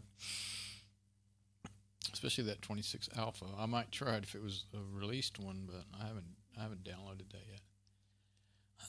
26 alpha X. I mean 26 XFCE released version, but the alpha version is probably it's gonna have bugs in it anyway. It's not even beta yet. It goes alpha, beta, and then usually like pre-release and then release or something like that. Generally.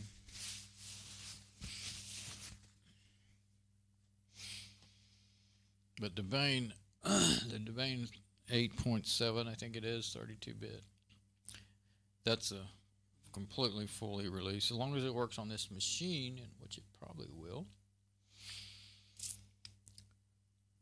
I put it on my laptop. Let's see, is that what I used? I think so. No, I think I used 8.8 instead of 8.7. Anyway, it's updated to whatever the newest thing is since then anyway, but you know, I always set the automatic updates on. I just wanted to see something else besides Ported Magic that wasn't running too good. I wanted to see, and I've seen it do that with other. Let's see, utilities. Oh no, there's not really much in there. And I don't want any Windows installs. Those are all Windows 7. Wouldn't run on this. I wouldn't want to install it anyway.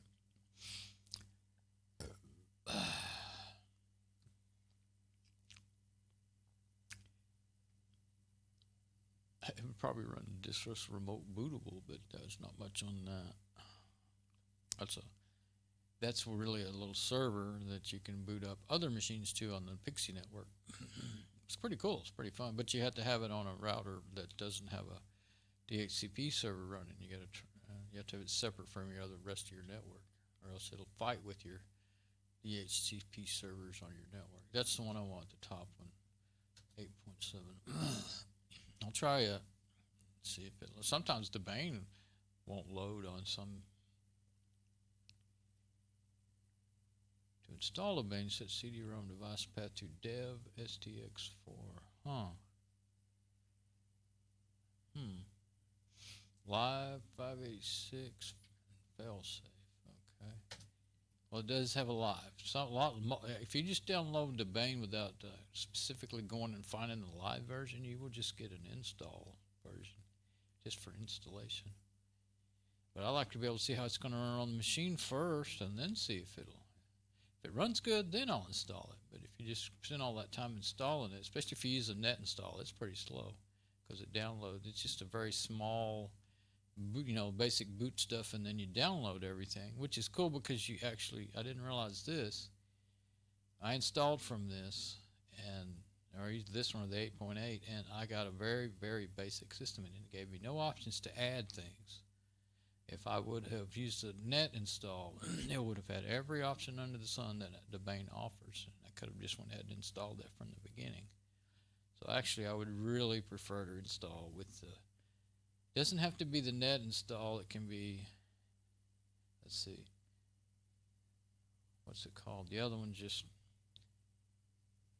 The other one has the option of doing from the CD or DVD or USB, or doing both. Like whatever's you can still go on do the net install with with the other one.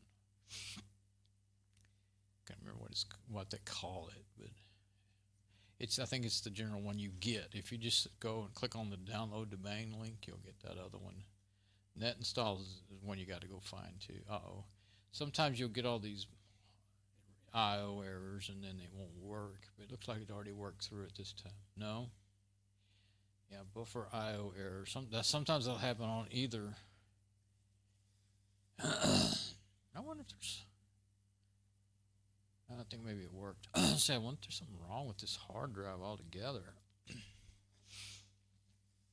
Well, it said it was healthy enough, old age, but I already checked that, didn't I? Now you can sit there and watch the designs, or you can hit escape and read the readout.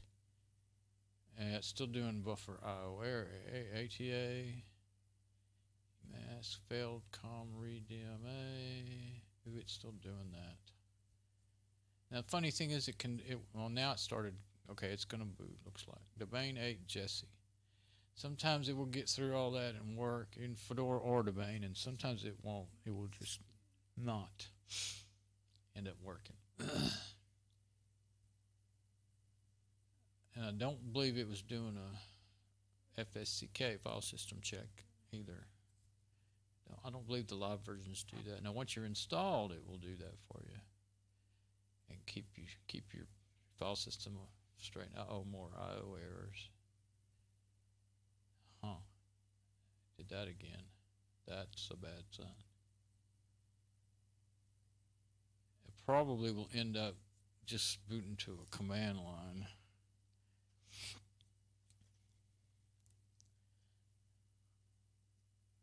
Well, maybe not. Unless those were actually on the DVD drive and not on the hard drive. Kind of, you got to really, can't read fast. I can't read fast enough. Well, it looks like it's trying to give us a graphic user interface. But if you're really reading all the stuff, you'll see, you can tell the difference between, yeah, it said ATA, that's the hard drive, I think. It's like SR01 is the CD DVD drive. It may be ATA SR01 or something. I can't remember now. I know. Memory's terrible. Okay, here's Debian 8. Let's see what we got here. I won't go through and set anything. Usually I turn off all the screensavers and all that junk so I won't lock it up while I'm looking at it. But, well, screensaver, let's do that because it really is aggravating. In the live system, it's even harder to get out of it. I'll just turn that up all the way. Don't want the screensaver, and I definitely don't want the screen locked. Power management, never. Display to go to sleep, I'm just going to say never. And then, yeah, okay, close. No, it's always quick to do that, and it's really a pain. Sometimes it'll lock them up and they won't come back up on you. A system that's not really all that fast, but notice how quick it's running. Just smooth as glass. We'll look at Firefox in a minute. That's the quick test as to how. Now see, this is what I ended up with, just this basic system. Now it slowed down a little bit on me.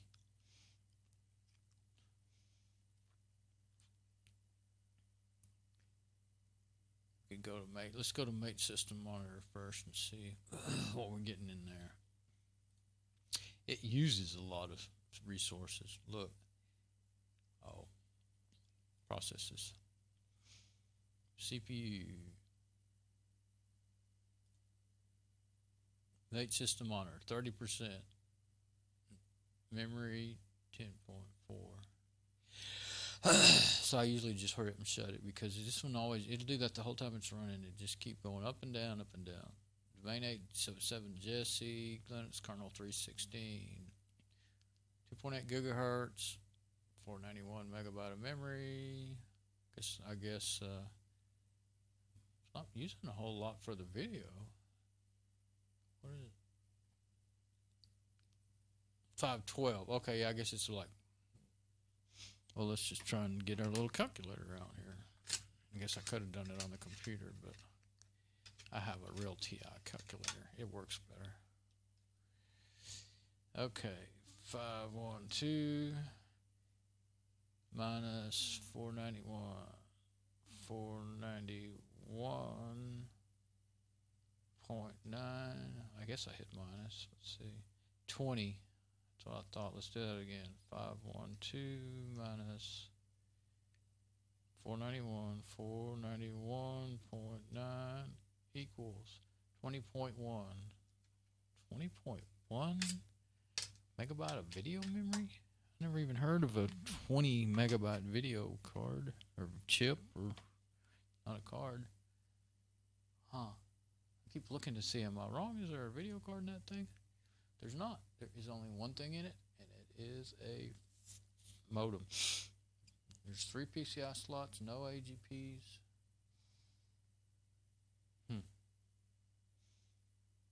Can't even put a real video card in that thing. That's weird. Okay. Let's see what the CPU 22 to 29%. 154 megabytes of memory. That's pretty good, isn't it? For a brand new. Well, there's a Debian 9 out now, and I don't think it'll support these processors. It'll support, I think, 686, but not 586. I'm not sure if this is a 686 or a 586. Did I just look at that and forget? I don't think it tells me. Wait. Well, it's a 586 kernel, but that may just be what they're using. Not sure. Okay, let's go ahead and see what... it's really doing pretty darn good on a... I don't remember what the difference between iSweasel and ESR is. Oh, they're both ESR. I think it's the same browser. What I did on my laptop, I went ahead and downloaded the newest, because it was not the newest Firefox. It was behind, and after all the updates, it still didn't get updated to the newest Firefox. So I did what I've been doing on my other systems that are older. Download Firefox and run it in basically in portable mode and set it to update itself, and so it always stays up to date. And all you do is just unzip it to I'll just make a Firefox folder in Home Dawn, and there's 3 tabs opening up, and then unzip it to there, and then put a shortcut on my desktop and up in my top bar, and then it takes care of itself after that. Actually discovered that one time a few years ago, and it turned out to really, it's good, because when you watch videos a lot and everything, you need everything to be updated. And just for web security, it's really, I want it all updated to the newest. But after your operating system gets sold, it won't support it, so it'll stop at a certain version. Like Fedora 14 stops at like Firefox 45 or something like that. So then you need to go ahead. Oh yeah, it's not set up right. I clicked on the wrong thing because I'm used to having my bar up here at the top.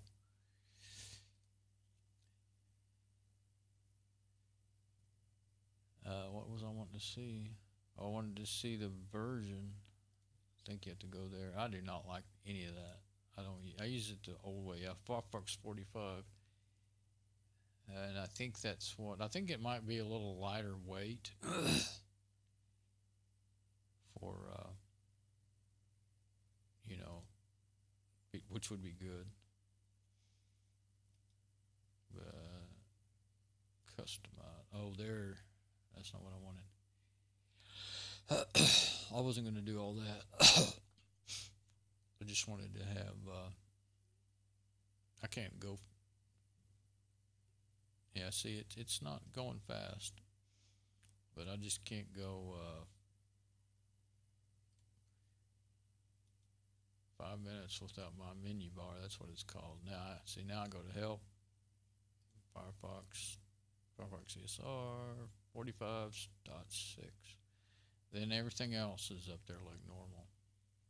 If they ever stop that, I'll have to quit using it.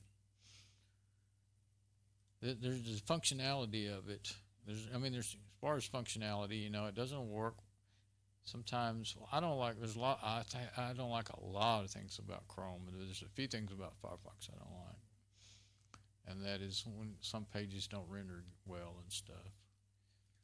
Let's see if, no, I can't. Let's see if I can do that. Go to YouTube and see if I can see my live stream. It might actually pop it up and say, hey, you might be interested in this. And I'll say, yeah, that's what I was looking for. Of course, you'll have all these ads and everything. I don't know how I can get to it. I know I saw that. That started coming up. I have ad block on my system, and this thing here was coming up, even with that.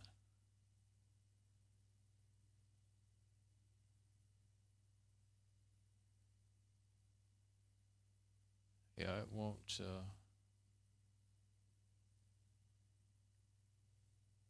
close. I mean, it's not quit responding. All the ads locked it up. Well, now it did that finally. I don't think that ad went away yet. You can hit that little X and make it close, and when things are working right. Although it's not jumping around or anything, at least. Try it again.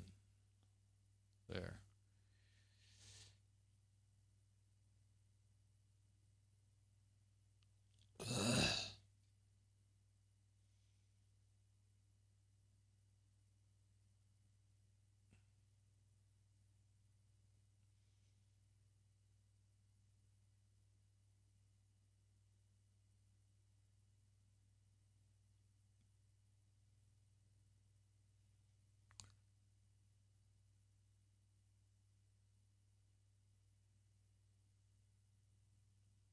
Okay, I forgot how. I started reading that stuff. I must really be tired.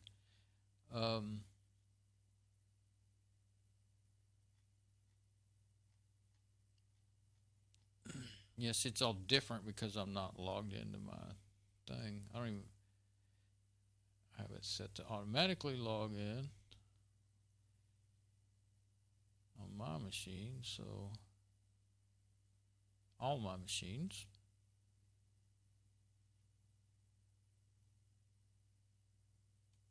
Yeah, it's not going to work anyway. Even if I could get there, it wouldn't play it, so it's not going to matter. So yeah, you couldn't even run this on it. I mean, it would run a little better, and I believe that's exactly the same. We'll see. It would run a little better installed, but this is running off the SD card, so that's pretty fast access. Usually, sometimes they run really fast off. I don't think the SD card would be any slower than the USB stick because they're both actually flash memory. USB stick, the memory in it is flash memory. But they do present to the machines differently, and some machines flat will not even see that flash card in the USB adapter. Okay. Yeah, let's try that again. Remembers where I went on the other one. Oh, I was going to see if it showed to be any different.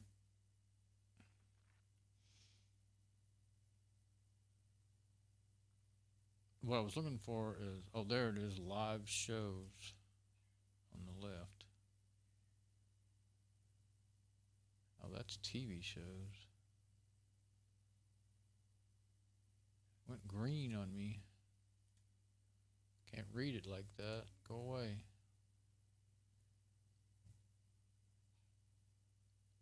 Maybe if I click on the one that just says live.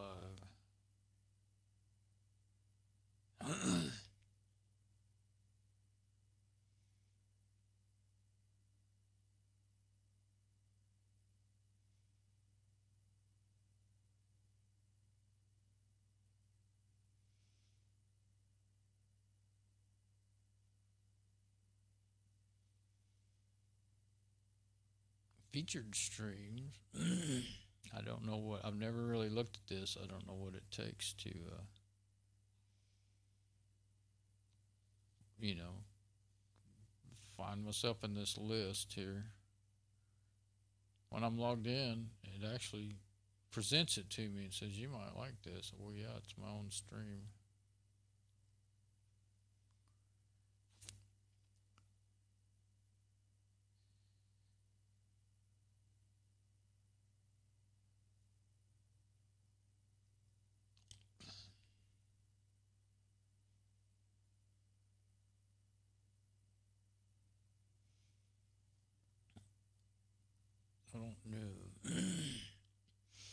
not on that first page of that, that's for sure.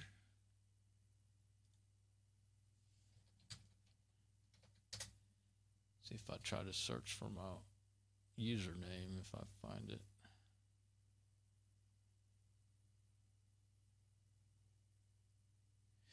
There it is. But that's a video. Did you mean DVB98? No, I did not. I meant what I just now saw. Oh, there it is, live now. It had not the picture I was expecting. I don't know where that actually came from. I mean, I know the picture, but I didn't know I actually even had it on there. Okay, live now. Let's see if it'd be able to come in. It's showing from back when I was trying to boot XP. It's probably just a screenshot though. I don't think that's what would be showing right now. It should be. I should start getting a little echo actually. I don't think I could go full screen even if it'll play. There's a chat window, and if anybody does try to talk to me, I always miss it because I can't monitor it. But yeah, see, even small screen it doesn't want to play, so it's lagging. If I was able to see what my CPU was doing, I'm sure we'd be overwhelmed. So you couldn't run Debian 8 on here. You would have to run an older version. I've run like Debian 5 and 6 on 350 megahertz Pentium 3s. I have a 350 and a 500 megahertz out in the garage. You can't watch videos on them either, but they actually do a little better than this, I think. Well, actually, no. No, they don't. Not on video.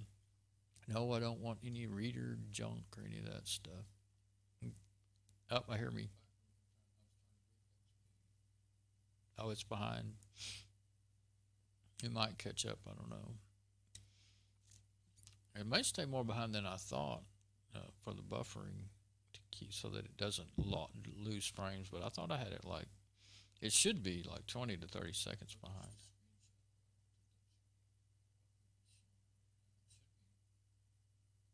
Oh well, it's caching and buffering. And, I mean, this video here is caching and not playing.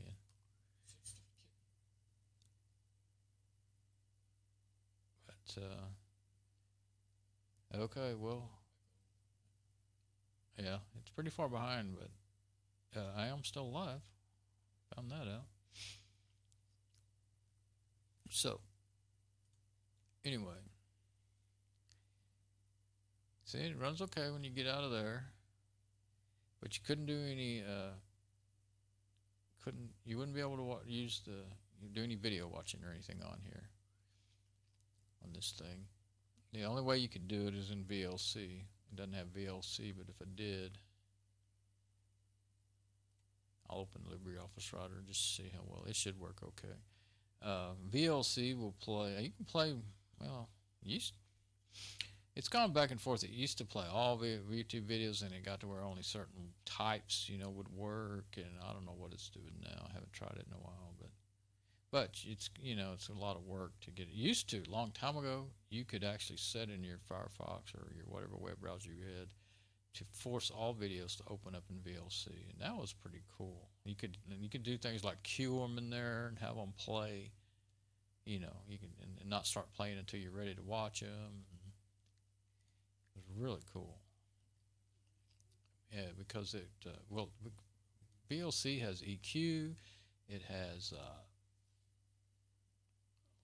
kind of like a compressor in it, volume normalizing. It's not really a compressor, and so you could be like when I like when I'm watching movies, if I possibly can, or even TV shows these days. There's got so many booms and bangs in them. I will watch them in VLC so that it's not blowing me out of the house and everyone else. So there we go. Let's see, is there any? Should be like. I thought I had this came with. a disk app.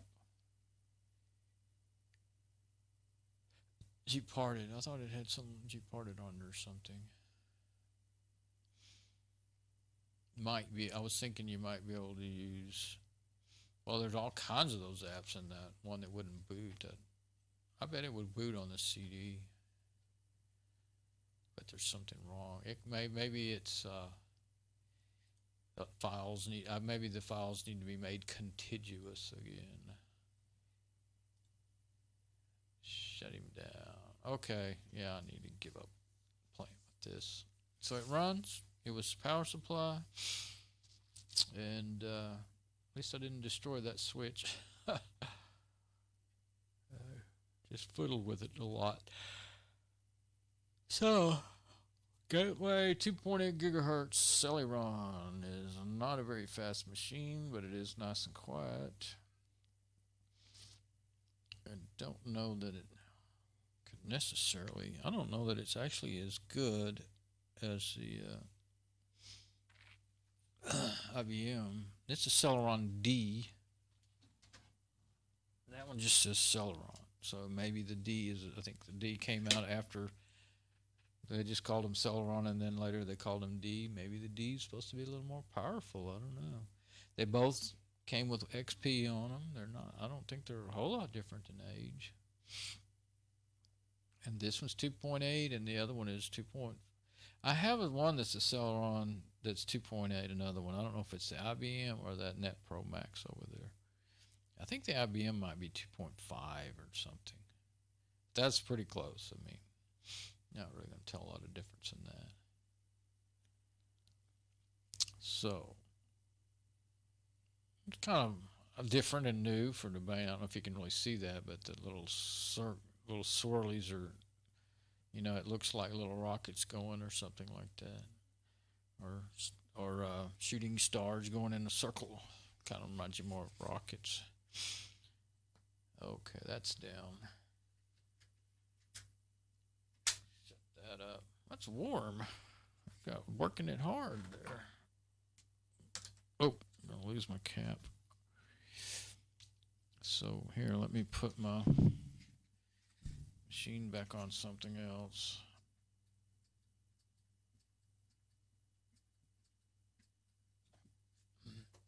Well, I'm happy that I at least got that done.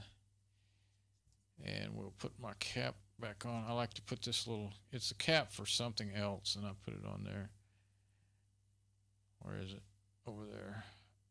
You can see the little clearish cap on there. It keeps dirt out of it. That way you could, you know, if you're putting it in your pocket or anything. But I wouldn't, that one I wouldn't carry in my pocket much because it has to have tape on it just to keep that particular, it's not the brand, it's a Strontium brand adapter, and I have a Wintec SD card in there, and it's actually small enough it doesn't want to stay in there. Just a little bit of difference there. And so yeah, I wouldn't put it in my pocket. All tape would probably be unwound in my pocket, and that SD card would be broke. So let's see. That is pretty much enough of all that fun. So we got the cover sitting back behind me there, leaning up against the HP, I think that is, the one that's Pentium 4. It was loud, like it has extra fan in it. It's kind of loud, but I don't remember what I ran on it. But I think it ran better than this one, I'm pretty sure. Not, you know, just enough you could tell the difference. It's not like the difference between a single and a dual core, or dual and a quad, you know, or anything like that. But and it is only 512 megabyte of memory. I keep forgetting that I got 2 gig in that, in this IBM over here. So if I put 2 gig in it, it might act like just, you know, a whole lot different. Well, let's see. Ooh, 407, yeah, I've had a good long day now. Okay, well, I hope all my adjustments on my audio didn't completely throw everything off in my long video. Hopefully my It looks okay in the preview, like it's still about like it was. Hopefully my audio is more, it's not perfect. I couldn't get it perfect, but it's a lot more in sync with my mouth, you know. And I hope I didn't mess it up on the screencast. I tested that too. I didn't do much screencast today, so really probably wouldn't show up. But I do know when I went outside that it got pretty far off. I think it started out okay and got worse and worse. It may be that I don't actually want to, you know, change it for the audio to the coming from the phones, maybe just for the mic here. It may be better off to leave it alone on the phones. I don't know. I'll just have to keep working on it until I figure it all out. But I really am glad that I'm glad that I figured out that you could do some adjustment to the audio and help that syncing problem. And I kept saying in my head, no, that would not help. It would make it worse. And what I didn't realize is that you can go plus or minus with the audio adjustment. With see, I'll go to the screencast. I won't do it because I'll mess things up here, but you click on that mixer button right there and it lets you adjust it, and it depends on which one you're in as to how many different things you can adjust. If you're in one with just 2 audio feeds, then you only see 2. If you're in one with 4, then, well, I don't think I have 4, but anyway, you see more. Anyway, you just have to get in there and learn how to do it. It took me a while to even figure that out, and I already had pretty basic understanding of it. I started learning. Well, I mean, I did audio for, you know, analog audio for bands and stuff for years, and so I understood audio and pro audio gear and all that stuff. And then in '98, when I really started getting into computers, year by year, I learned a little more and a little more. But then I learned a lot, really, and then as I got older, I started forgetting. And especially if you don't do it all the time. And I kind of went through a few years where I didn't hardly make any videos at all. And then this year or so ago, I started making them again. So, let's see. I'm going to go to my... Oh, I should use my history to go to... There's my live. Now let's see what it looks like. See, that's how it is when I'm logged in. So there's what it looks like if I'm going to go to my... Oh, I should have... Now I can hear me again. I should use my history to go to... If you do full screen, I guess the chat goes away. There's my live. Now let's see what it looks like. Yeah. Now let's... That's how it is when I'm logged in. Go to my... So there's what it looks like if I'm... Go to my live dashboard. I could pause it there too, but... I want to see if the stream health is good and all that before I take off. I always like to know that before I go. 229, and how long I've been going. See, I can pause that to stop it from using up as much memory. But, okay. Well, I'm glad. And I always just leave it on the default name until the next day or so after it's all fully rendered and up on in my list of videos in the video manager, and then I change it to the name of what it's really about. So, guess I will go ahead and go now, and she'd already had what was usually my supper, but I did this for so long I'm going to have to eat another supper.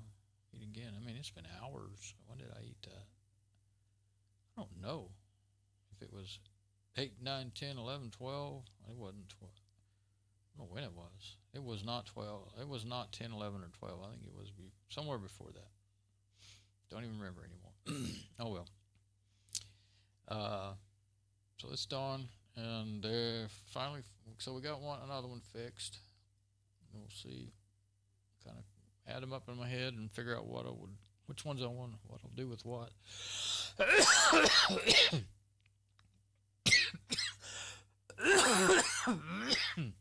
Sorry.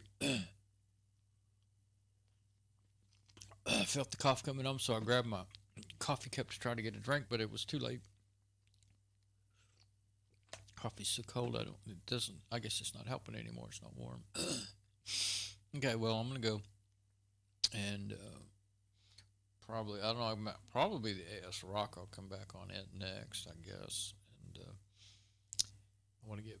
I really was kind of just decided to go ahead and work on computers this week because it's supposed to be raining they thought it was going to rain almost every day, and I don't think it's rained but one day. But that's okay. Actually, I wasn't feeling good, and I couldn't have been working on my truck anyway. But all right, it's done. Talk to you later. Bye.